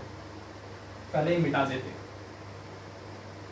और अभी लास्ट ईयर 2019 में एक क्वेश्चन आया था फेज ट्रांजिशन से, बहुत हल्का क्वेश्चन आया था। Hashtag phase transition, phase transition, transition इसका मतलब क्या होता है? अवस्था परिवर्तन। फेज ट्रांजिशन का मतलब क्या होता है पहले समझेंगे। बहुत ही सिंपल है। स्टेट कितनी होती है? 3, सॉलिड, लिक्विड और गैस। सॉलिड, लिक्विड और गैस 3 स्टेट होती हैं, और इन्हें ही 3 फेज कहा जाता है। एक स्टेट से दूसरे स्टेट में जाएगा तो कहेंगे स्टेट चेंज हो गई, या कहेंगे फेज ट्रांजिशन हो गया। दिक्कत क्या है? फेज ट्रांजिशन के दौरान बाकी पैरामीटर्स पर का इफेक्ट पड़ता है, वो ज्यादा मायने रखता है। जैसे कि गिब्स फ्री एनर्जी जो है वो सेम रहती है या नहीं। उदाहरण के तौर पर पूछा जाता है जैम या जेस्ट या गेट में कि अगर किसी सिस्टम को सॉलिड स्टेट से गैस स्टेट या लिक्विड स्टेट में ट्रांसफॉर्म किया जाता है तो उस दौरान उस गिब्स फ्री एनर्जी की टेम्परेचर के कोरस्पॉन्डिंग ग्राफ क्या होगा। ऐसे क्वेश्चन आते हैं। आप समझ रहे बात को? तो समझ जाऊंगे मैं क्या क्वेश्चन कहना चाह रहा हूँ। सॉलिड से लिक्विड, लिक्विड से गैस में जो ट्रांजिशन होगा उसे फेज ट्रांजिशन कहेंगे। और फेज ट्रांजिशन आपका दो टाइप का होता है। नंबर एक होता है फर्स्ट ऑर्डर फेज ट्रांजिशन और नंबर टू होता है second order phase transition. Number एक होता है first order phase transition, number दो होता है second order phase transition.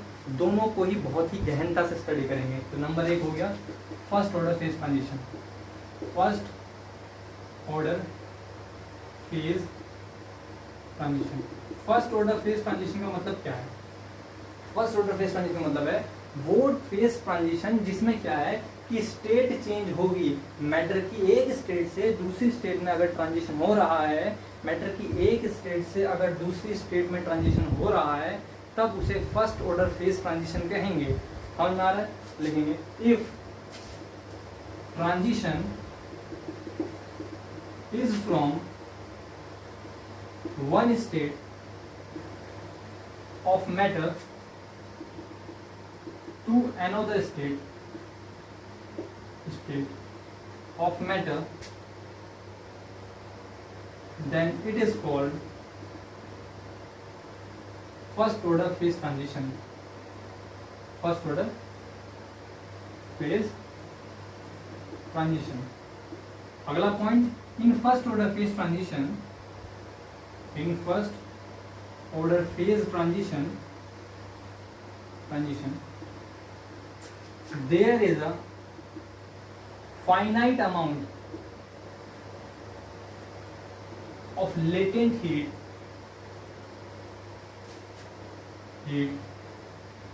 is required. एक एग्जांपल और है,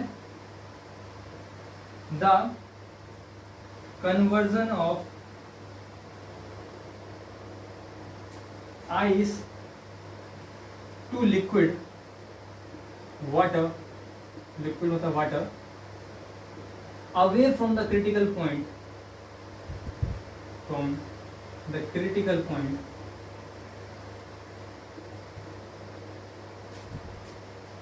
is an example of first order phase transition. First order phase transition.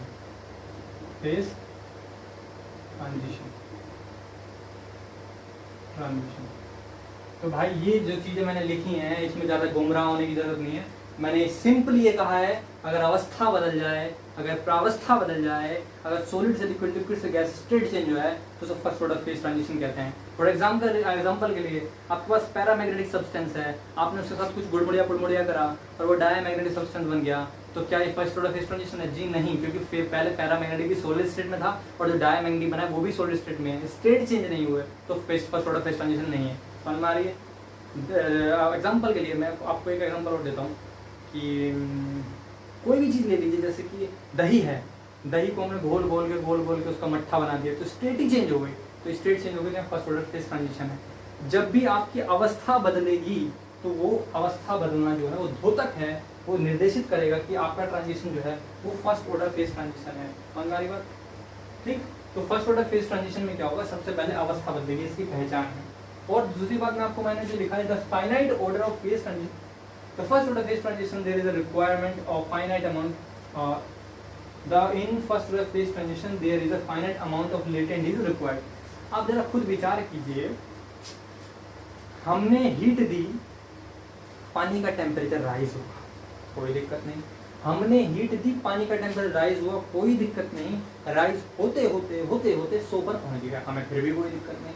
हमने कहा अब तो प्रावस्था बदल रहे हैं, अपनी वाटर से वेपर बनने की कोशिश कर रहे हैं, क्या आप फर्स्ट ऑर्डर फेज ट्रांजिशन कर रहे हैं? तो उसने कहा यस सर, अगर मैं वाटर से वेपर में बदल रहा हूँ, मेरी स्टेट बदल रही है तो फर्स्ट ऑर्डर फेज ट्रांजिशन है। तो मैंने कहा यार स्टेट बदलोगे तो फिर तो लेटेंट हीट लगेगी, या तो तुम गलन की गुप्त ऊष्मा लोगे या तुम वाष्पन की गुप्त ऊष्मा लोगे, गुप्त ऊष्मा की कुछ अमाउंट तो लगेगी ना। इसलिए फर्स्ट ऑर्डर फेज ट्रांजिशन में अमाउंट लगती है गुप्त ऊष्मा की, क्योंकि फर्स्ट ऑर्डर फेज ट्रांजिशन में स्टेट चेंज हो रहा है। बात समझ आ रही है? इसके अंदर एक फेमस इक्वेशन आती है जिसे कहते हैं कि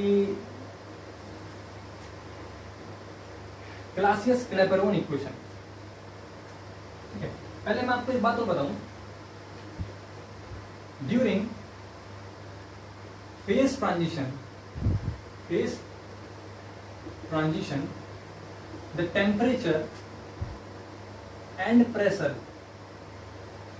remain constant, remain constant. Temperature और प्रेशर जो है कांस्टेंट रहता है, मतलब कि dt निकालोगे तो भी जीरो आएगा और dp निकालोगे तो भी जीरो आएगा। इसका मतलब आप समझे, अगर आप गिब्स फ्री एनर्जी की बात करें तो dg इक्वल टू कितना होता है, d h minus T S, ये तो मेरा फॉर्मूला होता था, g के बाद h आता है, फिर आगे डिफरेंशिएट करता है, dh की वैल्यू कितनी होती है, h equal to u plus pv equal to minus के dts, फिर आपको बताता है इसका डिफरेंस d का मान कितना होता है, tds माइनस का pdv प्लस का pdv माइनस का pdv माइनस का pdv vdp माइनस का tds माइनस का sdt माइनस का sdt माइनस का sdd।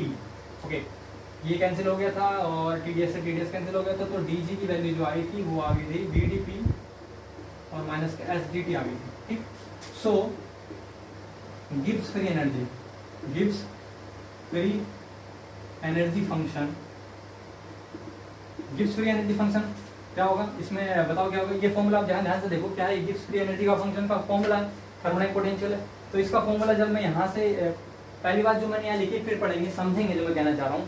मैं ये कहना ही चाह रहा हूँ कि ड्यूरिंग द फेज ट्रांजिशन अर्थात अवस्था परिवर्तन के दौरान temperature and the pressure remain constant, dt zero रहेगा, dp जीरो रहेगा, तो gb की वैल्यू कितनी होगी, dg की वैल्यू जो होती है वो vdp माइनस का sdt होती है। जब ये और ये चीज जीरो है तो साफ सी बात है dg की वैल्यू जीरो है। इसका मतलब अगर आप g1 माइनस g2 निकालेंगे तो वो जीरो आएगा, कैपिटल G लिख सकते हैं, employees g1 equal to g2 आ जाएगा। का मतलब क्या होता है, in first order phase transition, first order phase transition gives free energy remain constant, gives free energy remain constant, remain constant. जब गिव्स फ्री एनर्जी कांस्टेंट रहेगी तो जी की वैल्यू, फॉर्मूला क्या होता है, जी equal to H minus T S होता है, जी equal to क्या होता है, एच माइनस टी एस। ठीक, अगर g equal to H minus T S होता है तो पहले फंक्शन के लिए किस प्रकार लिखेंगे, उदाहरण के तौर पर minus S D T plus P D. ठीक, नोट करेंगे यहाँ पे। अब देखो g1 है तो यहाँ 1 लिखेंगे तो क्या आएगा, ये वाला फंक्शन 1 और ये 1 आएगा, और 2 के लिए लिखेंगे तो यहाँ पे 2 लिखेंगे, 2 लिखेंगे, और दोनों यहाँ पे आएगा इक्वल हो जाएगा। तो g1 की वैल्यू कितनी आएगी, v1 dp minus s1 dt, और g2 की वैल्यू कितनी होगी, v2 dp minus s2 dt। ठीक, दोनों की गिब्स फ्री एनर्जी क्या हो जाएगी, इक्वल हो जाएगी। ठीक, इस चीज को इधर लाओ और इस चीज को इधर लाओ, तो इस चीज को इधर लाओ कितना जाएगा, s2 dt minus s1 dt बराबर v2 dp minus v1 dp। Common ले सकते हैं कुछ, क्या आएगा, s2 माइनस s1 dt बराबर v2 माइनस v1 dp। इधर का नोट कर लिया होगा तो मिटा देता हूँ मैं, ये तो पहले से ही पता था।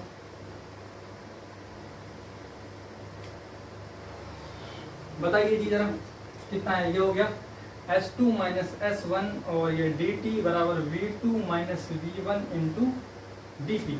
आपने ये फॉर्मूला पढ़ा होगा dq इक्वल टू tds।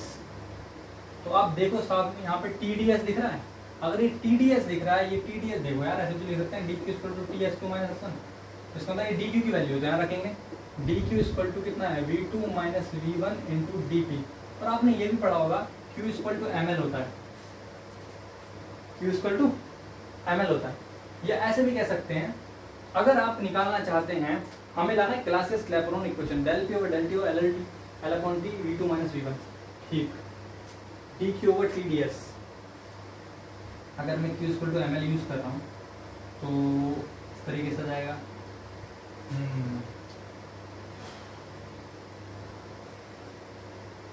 हमें लाना है d del P over del T equal to L upon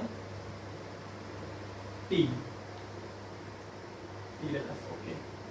इसको ऐसे यूज करना है भाई कि अगर आप देखें dq इक्वल टू कितना होता है, तो होता है t डेल एस। ये होता है dq जो हीट में चेंजिंग है वो लेटेंट हीट के बराबर होगी, L की, L equal to T del S.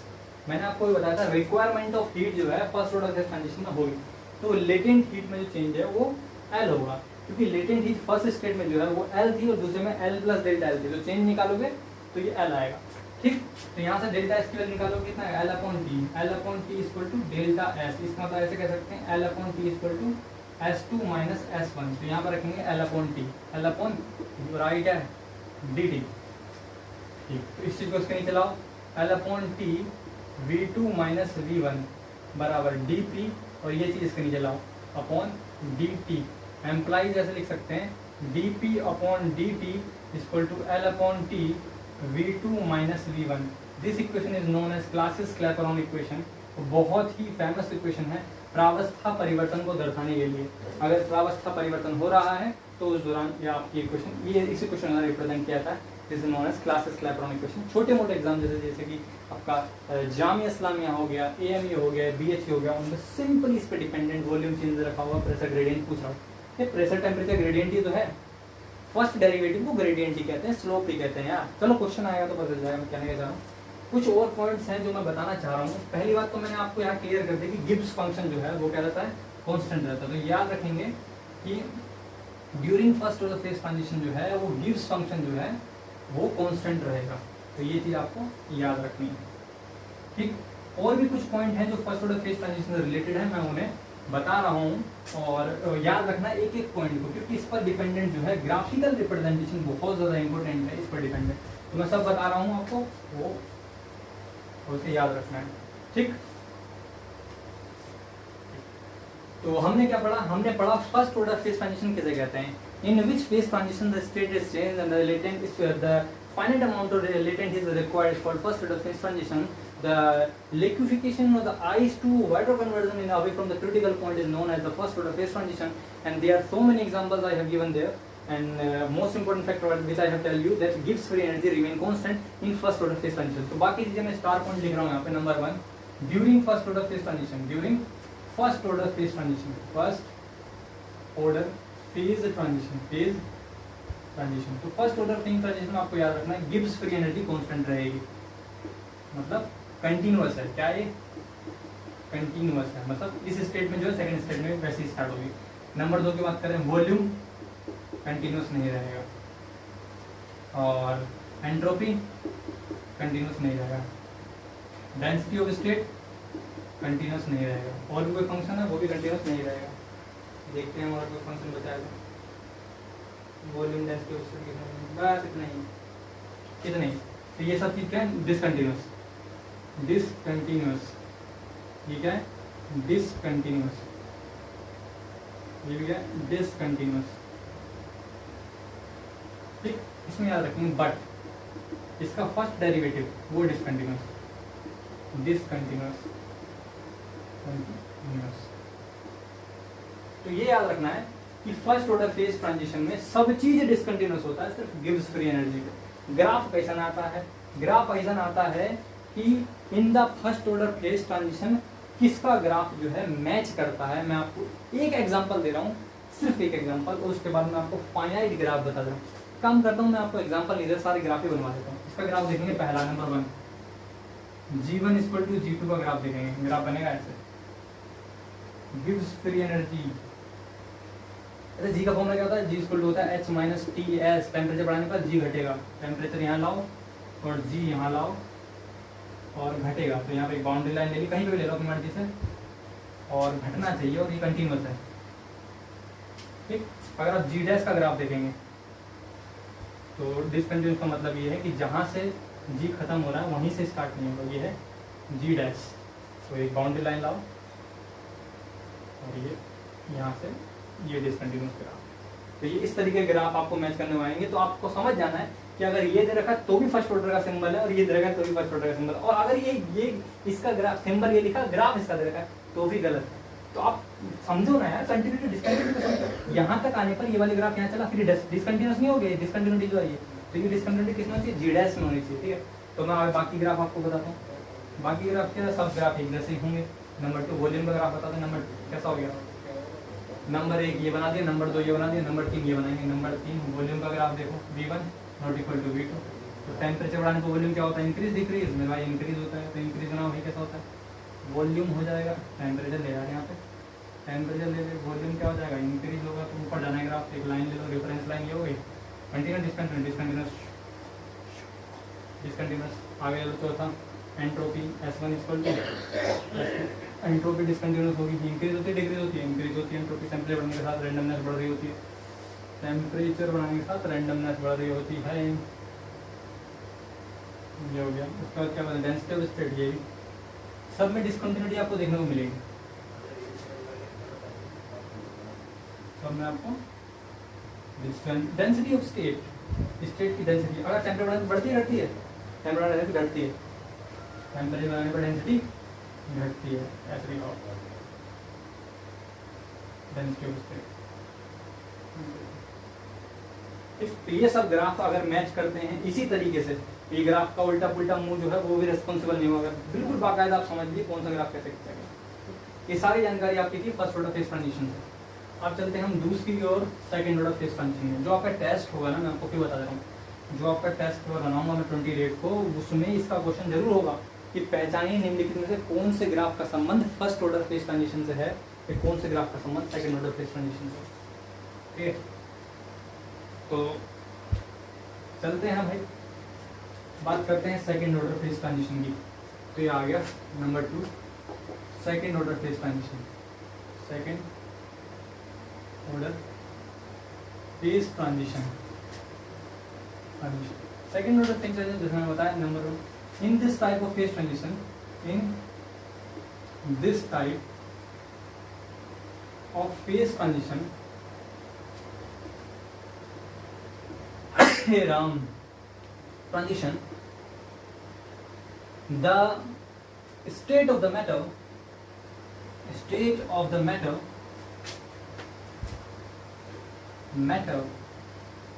is not changed, that means there is no amount of latent heat is required। इसका मतलब क्या हुआ कि जब स्टेट ही चेंज नहीं होगी तो इस दौरान आपको लेटेंट हीट की भी रिक्वायरमेंट नहीं होगी, क्योंकि लेटेंट हीट लगती है प्रावस्था परिवर्तन के लिए। बात समझ में आ गई? इसीलिए मैं वहाँ गया था कि वहाँ पर लेटेंट हीट की जरूरत है, और इसीलिए मैं यहाँ पे कह रहा हूँ कि यहाँ पर लेटेंट हीट की जरूरत नहीं है, क्योंकि यहाँ पे क्या है, the state of the matter is not changed। जब state of the matter is not changed है, that means no amount of latent heat is required। Star point ये है, इसका जो याद रखना है आपको important, the change of ice to water at critical point is an example of second order phase transition।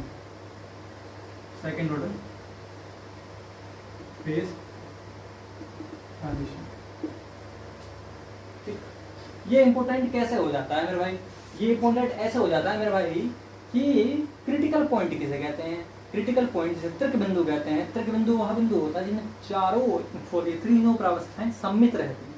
तीनों प्रावस्थाएं सम्मित होने का अर्थ यह है कि मेरे भाई सॉलिड भी वही है, लिक्विड भी वही है, गैस भी वही है। मैं आपको एक एग्जांपल देता हूँ ग्राफ के जरिए।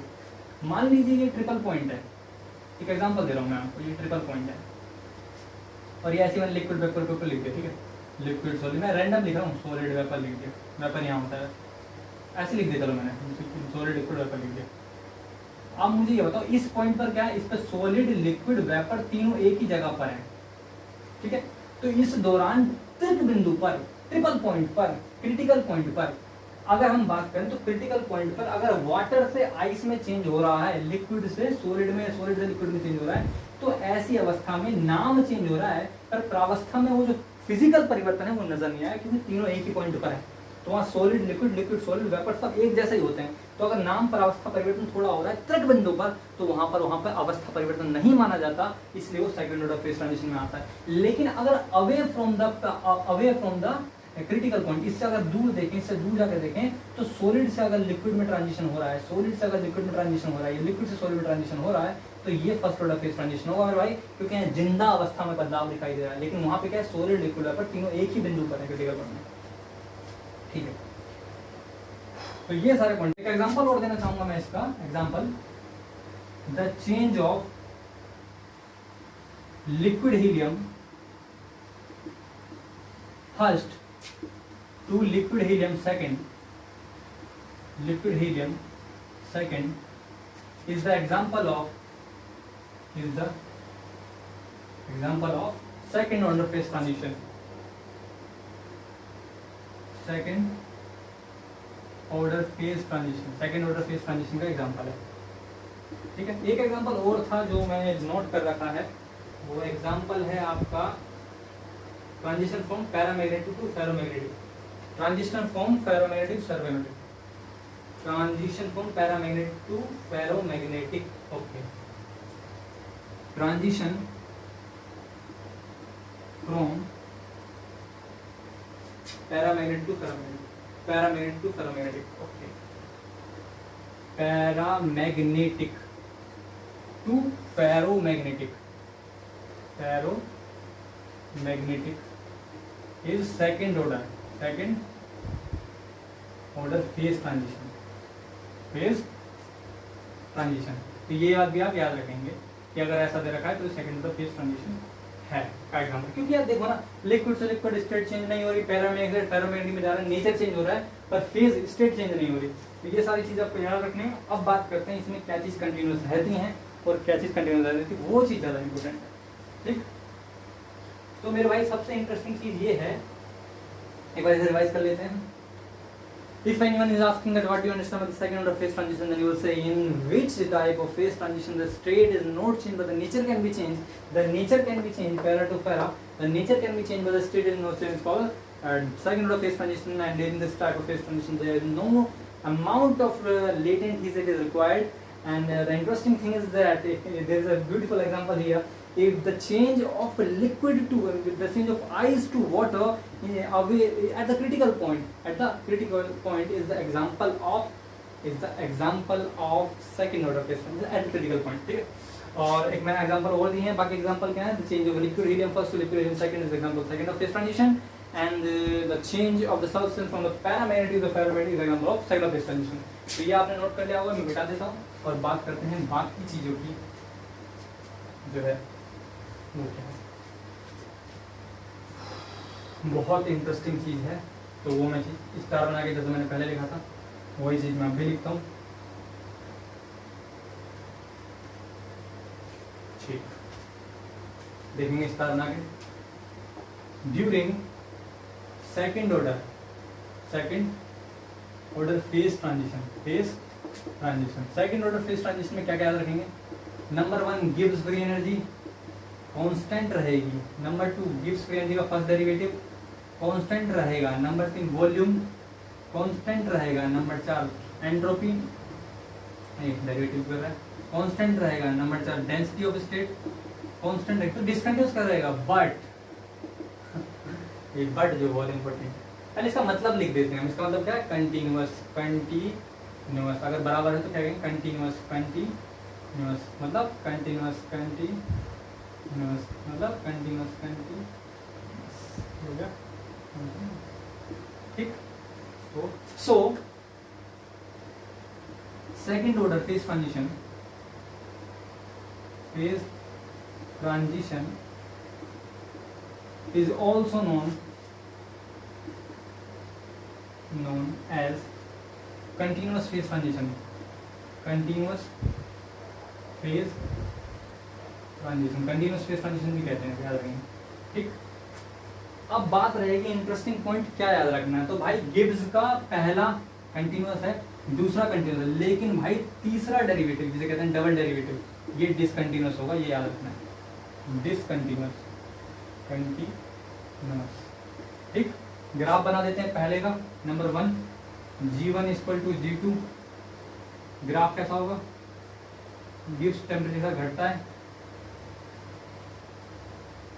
बहुत स्पीड होगा ग्राफ बनाने के साथ। G2 डेरिवेटिव भी देखेंगे कितना होगा, कंटिन्यूअस। ओए क्या कर रहा हूँ मैं, कंटिन्यूअस है, पागल है क्या, बड़ा पागल है इंसान, कंटिन्यूअस है, इसमें क्या होगा, कंटिन्यूअस है, डेरिवेटिव है,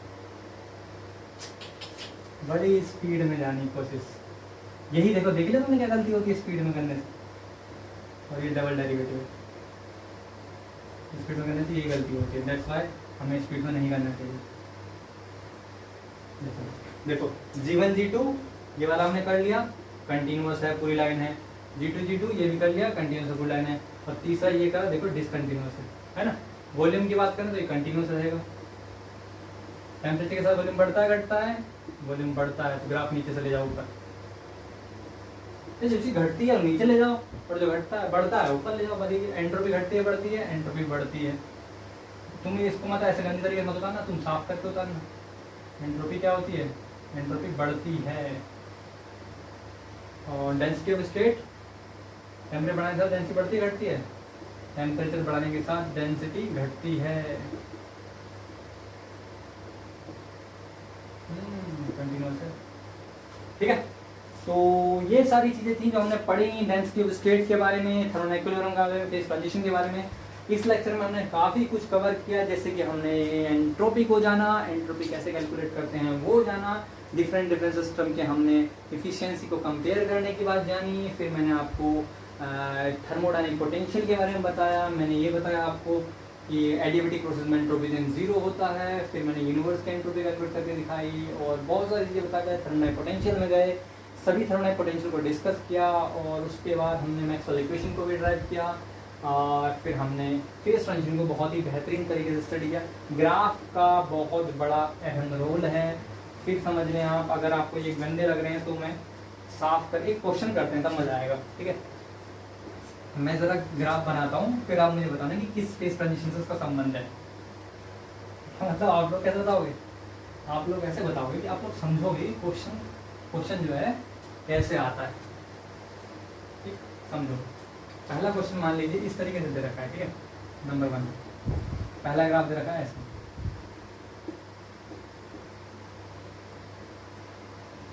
एंट्रोपी। अब तो बता ही दोगे, अभी पढ़ा है ताजा ताजा, अभी तो बता ही दोगे।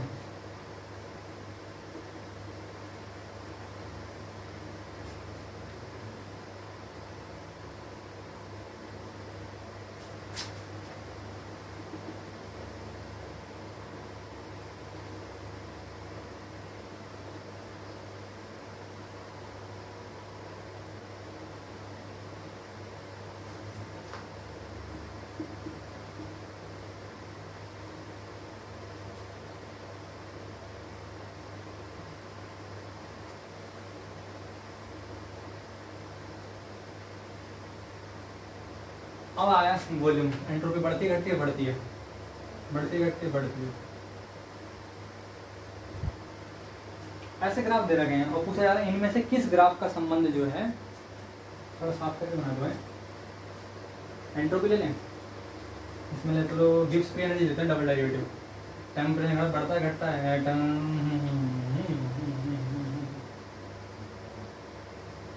Density of state they. Volume ले लो यार, वॉल्यूम नहीं लिया ना, वॉल्यूम ले लो, ठीक है। क्वेश्चन ये पूछा गया है कि निम्नलिखित दिए गए ग्राफ में से किस ग्राफ का संबंध जो है फर्स्ट ऑर्डर फेज ट्रांजिशन से, इस प्रकार का क्वेश्चन आता है। तो मेरे भाई आप देखेंगे तो दिमाग में फर्स्ट ऑर्डर फेज ट्रांजिशन आनी चाहिए। भाई सब कुछ डिसकंटिन्यूअस रहता है, फर्स्ट ऑर्डर फेज ट्रांजिशन सब कुछ डिसकंटिन्यूअस रहता है सिवाय गिब्स फ्री एनर्जी के। सब कुछ डिसकंटिन्यूअस रहता है, ये सब कुछ डिसकंटिन्यूअस रहता है सिवाय गिब्स फ्री एनर्जी के, ये भी डिसकंटिन्यूअस रहता है। तो ऑप्शन ये और ये जो है फर्स्ट ऑर्डर फेज ट्रांजिशन का एग्जांपल है। जहां मैंने आपको फर्स्ट ऑर्डर फेज ट्रांजिशन पढ़ाया है, आप उसे ध्यान से देखें तो आप समझ जाएंगे मैं क्या कहता हूँ। एंट्रोपी वहां पर डिसकंटिन्यूअस रहती है, गिब्स फ्री का फर्स्ट डेरिवेटिव डिसकंटिन्यूअस रहता है। आप देखें जरा, जब देखेंगे तो आपको पता चल जाएगा मैं कहना क्या चाह रहा हूँ। और मैं बिल्कुल एग्जैक्ट जानकारी आपको दे रहा हूँ कि सब चीज़ डिसकंटिन्यूअस रहती है, आप ठीक। तो आपने इस अगर वो जानकारी आपने याद कर ली है अच्छे तरीके से तो आप पहचान जाएंगे। सेकंड और थर्ड जो है वो मेल खाते हैं उस example first order phase transition. तो इस प्रकार के क्वेश्चन आपके बनते हैं, ठीक। तो ये सब था जो हमने थर्मोडायनेमिक्स में पढ़ना था, और हमने बहुत ही अच्छी तरीके से पढ़ा थर्मोडायनेमिक्स के बारे में। और अब हम चलते हैं काइनेटिक थ्योरी के बारे में, ठीक है। और चलिए यहाँ से स्टार्ट कर देते हैं, काइनेटिक थ्योरी स्टार्ट कर देते हैं, और अगले लेक्चर में हम काइनेटिक थ्योरी को समाप्त कर देंगे, ठीक है। स्टार्ट करते हैं। तो इसे नोट कर लिया होगा तो मिटाते हैं। Now we will discuss about the kinetic theory, और क्या होती है काइनेटिक थ्योरी ऑफ गैसेज, और कैसे हम उससे प्रेशर और गैलिसॉक लॉ और चार्ल्स लॉ ये सारी चीज डिस्कस करते हैं। ठीक है, तो बात करते हैं काइनेटिक थ्योरी ऑफ गैसेज की। ठीक, kinetic theory of gases. Kinetic theory of gases जो है, सबसे पहले मैं आपको बता दूं कि जो काइनेटिक थ्योरी ऑफ गैसेस है मेरे भाई, ये चीज जो ली गई थी आइडियल गैस के लिए डिस्कवर की गई थी। मतलब काइनेटिक थ्योरी पोस्टुलेट रखे गए थे वो आइडियल गैस के पोस्टुलेट के बेस पर रखे गए थे। पहले रियल गैस का कोई कंसेप्ट नहीं था, क्योंकि रियल गैस का कंसेप्ट जो है वो वंडरवॉल जी लाए थे आइडियल गैस में संशोधन करके, वो आपने पढ़ा होगा वंडरवॉल गैस करेक्शन। तो postulates of kinetic theory of gases, kinetic theory of gases. तो सबसे पहला पोस्टुलेट, जो बेसिक पोस्टुलेट्स हैं जो हमें याद होने चाहिए, मैं उन्हें ही डिस्कस करूंगा। सारे पोस्टुलेट्स अगर आप कोई सी बुक उठा के देखें काइनेटिक थ्योरी ऑफ गैसेस की, तो पहले पोस्टुलेट पर फर रहा है कम से कम 15-20 पोस्टुलेट दे रखे हैं, उतने सारे डिस्कस नहीं करेंगे। तो मैं सीधा बेसिक बात करूंगा। जैसे कि मेन पोस्टुलेट क्या है, the size of molecules are negligible in compare to the size of vessel। Vessel की कंपेयर में नेग्लिजिबल होता है, पहला postulate. Number 2, the time between two successive collision is much larger than the time of collision।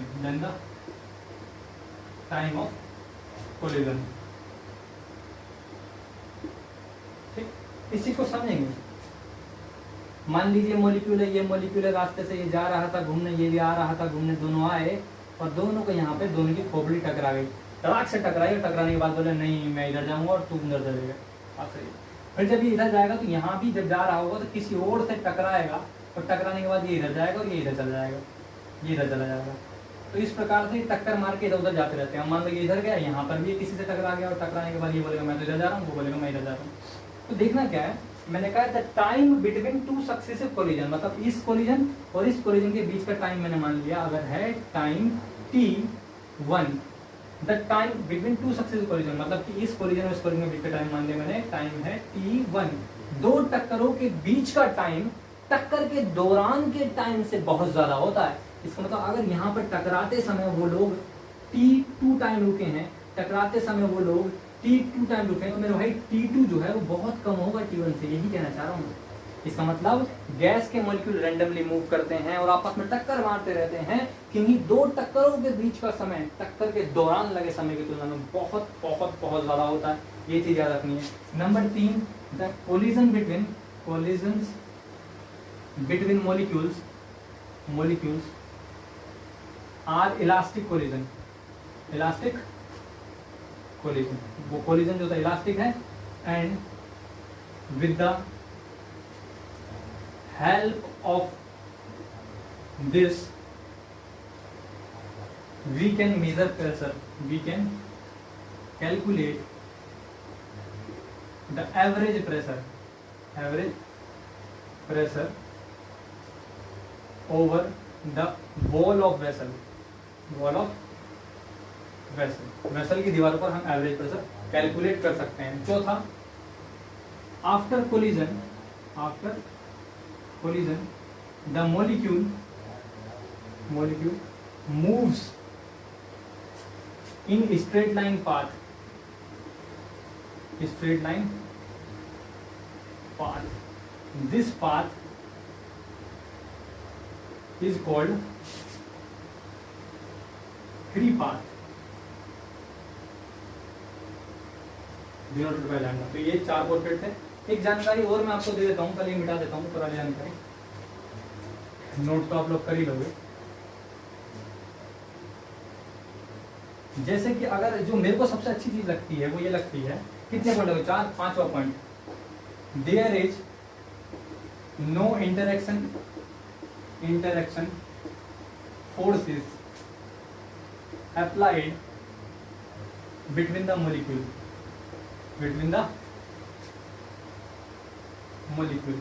means their internal energy is, समझेंगे, internal energy internal potential energy की बात कर रहा हूँ मैं, internal potential energy is zero. ये बहुत interesting fact है कि जो हमने काइनेटिक थ्योरी जो बेसिक पोस्टुलेट थे उसमें बताया गया था मॉलिक्यूल के बीच में कोई फोर्स नहीं लगा रहता।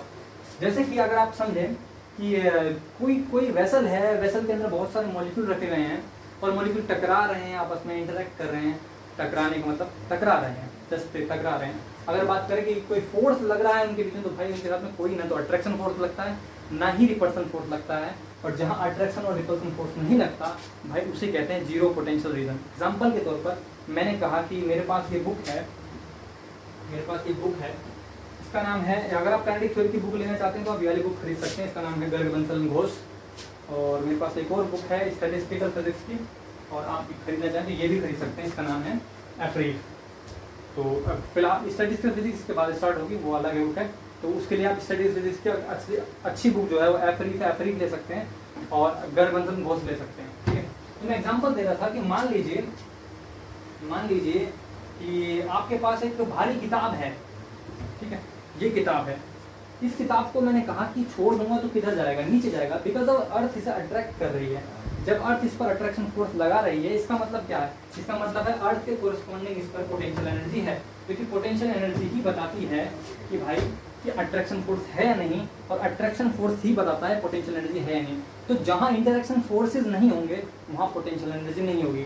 मुझे इस बुक को ऊपर ले जाने में वर्क करना पड़ रहा है, मुझे इस बुक को नीचे छोड़ने में अर्थ द्वारा वर्क हो रहा है, लेकिन गैस के अगर वेसल के अंदर दो मॉलिक्यूल हैं तो दो मॉलिक्यूल को एक दूसरे से जुदा होने में कोई दर्द नहीं होगा, कोई फोर्स लगाना नहीं पड़ेगा, और दोनों को एक दूसरे के करीब आने के लिए कोई फोर्स लगाना नहीं पड़ेगा। यही मेन पोस्टुलेट मैं मानता हूँ, और इसी कारण ही आइडियल गैस का अगर एक्सपेंशन कराते हो तो वहाँ पर ना तो हीटिंग इफेक्ट दिखाई देता है ना ही कूलिंग इफेक्ट। समझ रहे हो बात? चलो वो जब बात आएगी तब बताऊंगा मैं एक्सपेंशन के बारे में। जूल थॉमसन इफेक्ट जो है वो तो मैं अलग बताऊंगा। आइडियल गैस का जूल थॉमसन कोएफिशिएंट कितना होता है? 0 होता है। क्यों?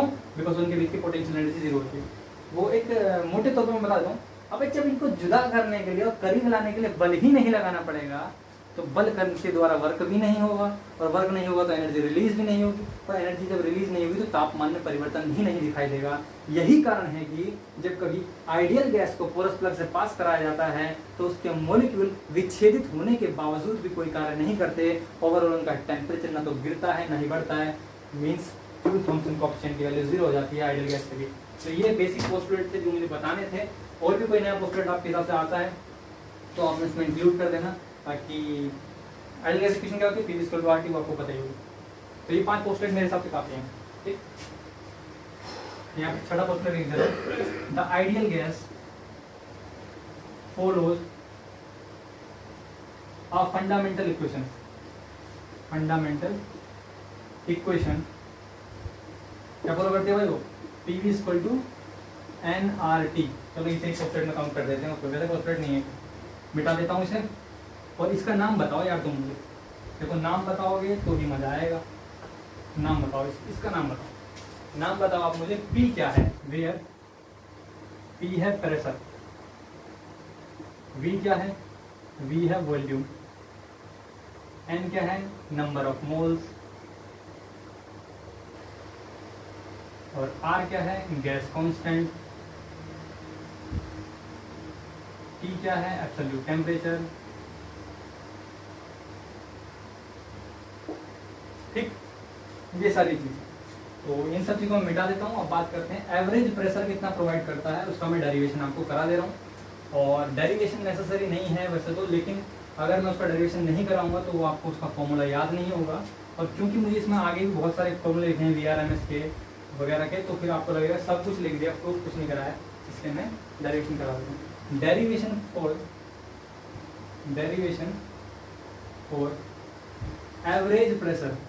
Average pressure on the vessel, on the wall of vessel, on on लिखा है derivation for the average pressure, इतने काफी है। ठीक, तो मान लीजिए ये एक बर्तन है, बहुत शॉर्ट ट्रिक में करूँगा मैं डेरिवेशन, बहुत ज़्यादा नहीं, तो इसमें ज़्यादा चीज़ें ढूंढने की भी आप कोशिश ना करें कि मोमेंटम कैसे कंजर्व करा आपने, ये सब चीज़ें बहुत ही छोटी ट्रिक में जो मेरी याददाश्त में आएगा उस हिसाब से कर दूंगा मैं। एक्स वाई जेड मॉलिक्यूल जो है वो मूव कर सकते हैं इधर, मतलब इधर और इधर, तो ऐसे ऐसे मूव कर सकते हैं। तो मान लीजिए इसकी कोई बॉल है, ये ए बी सी डी, और ये इसकी बॉल है, इसका नाम है पी क्यू आर एस, और मॉलिक्यूल जो है इसके बीच की लेंथ जो है वो एल है, बिकॉज द क्यूब है लेंथ एल का है। Let there is a gas is filled in a cubical vessel, in a cubical vessel of length L, length L, L length के वेसल में भरा गया है, and the mass of the molecule, the mass of the molecule is m and velocity is v, और v क्या है, 3 dimension है, 3 dimension मतलब vx plus V X I cap plus V Y J cap plus V Z, ठीक है, इस प्रकार से क्वेश्चन फर्स्ट। अब मान लीजिए ये मॉलिक्यूल जाता है और यहाँ टकराता है, टकराने के बाद वापस आता है, तो चेंज इन मोमेंटम क्या होगा?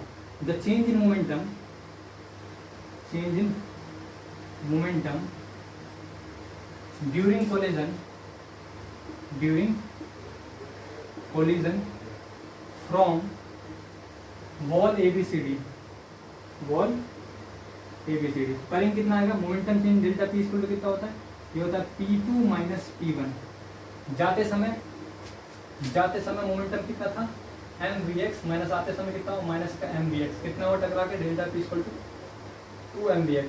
ठीक, change in momentum with respect to time अगर हम देखें तो कितना होता है?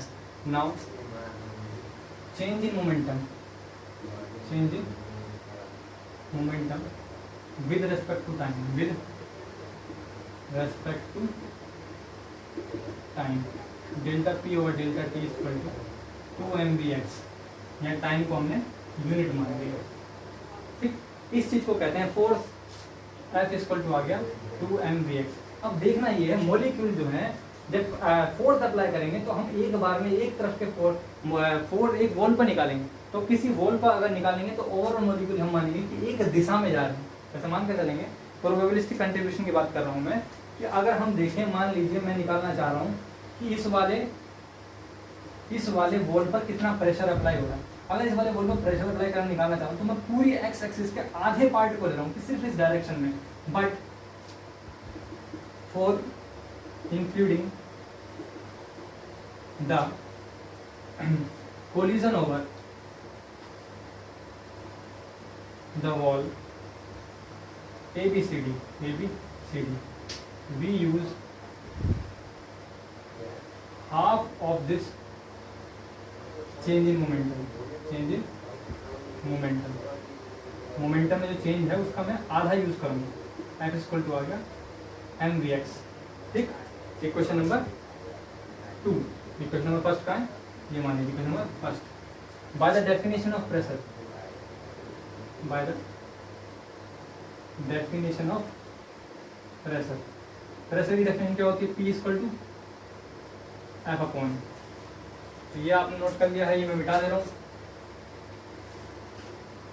बताओ प्रेशर की डेफिनेशन क्या होती है? P equal to F upon है, तो प्रेशर P इक्वल टू हो गया F upon A, pressure P equal to जो वॉल है फोर्स की वैल्यू कितनी है? mvx, और वॉल जो है उसकी लंबाई थोड़ा एल है तो एल स्क्वायर आ गई। ठीक है, हाँ, ये आपका प्रेशर आ गया। हमें निकालना 1/3 mv square upon R into V cube, जो हमारा फॉर्मूला आएगा वो आएगा P equal to 1/3 mn upon V into V square bar,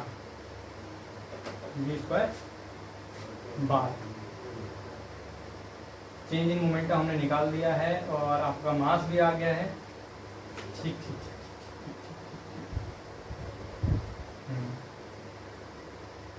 अगर हम ऐसा करें, टाइम को यूनिट ना लें और माने टी टाइम तक कोलिजन हो रहा है, तो कितना आएगा? डेल्टा और डेल्टा टी आ जाएगा, तो फोर्स कितना आएगा? इतना आएगा डेल्टा टी। यहाँ कितना यूज होगा, डेल्टा टी, ठीक। लेंथ से मल्टीप्लाई डिवाइड करने पर P इक्वल टू कितना आ गया, M V X into L upon L cube into delta T, length upon time, ये वेलोसिटी बन गया। प्रेशर इक्वल टू आ गया M V X square upon L cube. Equation third. But if we take the probabilistic contribution of velocity along any axis x or y or z, then vx square बराबर vy square बराबर vz square बराबर v square by 3 आएगा। कैसे आएगा मैं आपको थोड़ा explain कर दे रहा हूँ यहीं पर, इधर का मिटा देते हैं। वो ऐसे आएगा बिकॉज v की वैल्यू कितनी होती है, v की वैल्यू होती है V X I plus V Y J plus V Z के, और v स्क्वायर की वैल्यू कितनी होती है, V X square plus V Y square plus V Z square. कोई मॉलिक्यूल स्वतंत्र होता है किसी भी दिशा में जाने के लिए, इसका मतलब मैंने जब प्रोबेबिलिटी लूंगा तो सबको सेम लिख सकते हैं हम, V X square plus V X square plus V X square, तो वी स्क्वायर इक्वल टू आ गया 3 वी एक्स स्क्वायर, इसके नीचे लाएंगे एम्प्लाइज आ गया V square by 3 equal to V X square. So we can say V X square equal to V Y square equal to V Z square equal to V square by 3। तो ये चीज़ जो है मैं use करने जा रहा हूँ in equation number 3, using this in equation 3, equation number 3 use करो कितना आएगा, P इक्वल टू एम तो ये हो गया V M upon L cube और वी एक्स स्क्वायर का मान कितना है, वी स्क्वायर बाई 3, ठीक। तो ये एवरेज पर तो प्रेशर आ गया, implies P bar equal to 1/3 M upon L cube into V square bar, अगर हम एवरेज वेलोसिटी ले रहे हैं तो। अगर एवरेज वेलोसिटी लेंगे, देखो average velocity in the sense क्या है कि हम एवरेज ले रहे हैं तभी बराबर आ रहा है। जैसे आपको उदाहरण दूं मैं, ये सब एवरेज ही है। मैंने परसों के एग्जांपल में उदाहरण दिया था कि अगर चेस के मैच में कम ज़्यादा रन बना रहे हैं, चेस के मैच में सब लोग कम ज़्यादा रन बना रहे हैं, चेस के मैच में सब लोग कम ज़्यादा रन बना रहे हैं और रन बन रहे हैं 10 या 20 बन रहे थे कल, तो मैंने कहा था कि अगर सब 5 भी बनाएं तो रन उतने ही बनेंगे, दैट्स कॉल्ड एवरेज। वैसे ये सब लोग मिलके जो है वी स्क्वायर बना रहे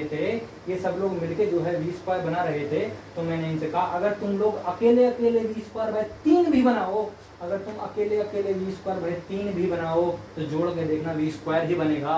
इसका मतलब ये एवरेज कैलकुलेट किया गया है, और जब आप एवरेज निकालोगे तो प्रेशर भी आपका एवरेज है। ये एवरेज का मतलब समझे, मैंने आपको कल एग्जाम्पल दिया था, उस एग्जाम्पल के जरिए ही मैंने एवरेज को बताया है कि एवरेज कंट्रीब्यूशन जो है हर एक्सिस का, ये एवरेज कंट्रीब्यूशन जो है हर एक्सिस का वो इतना है। तो इसको वॉल्यूम कहते हैं, लिख रहा हूँ मैं, एल क्यूब को कहते हैं वॉल्यूम। हो जाएगा implies P bar equal to 1/3 into M N upon V into V square bar, that's called average pressure, where N number of mole of gas, number of mole of gas है ये, तो ये भी पता होना चाहिए, ठीक है।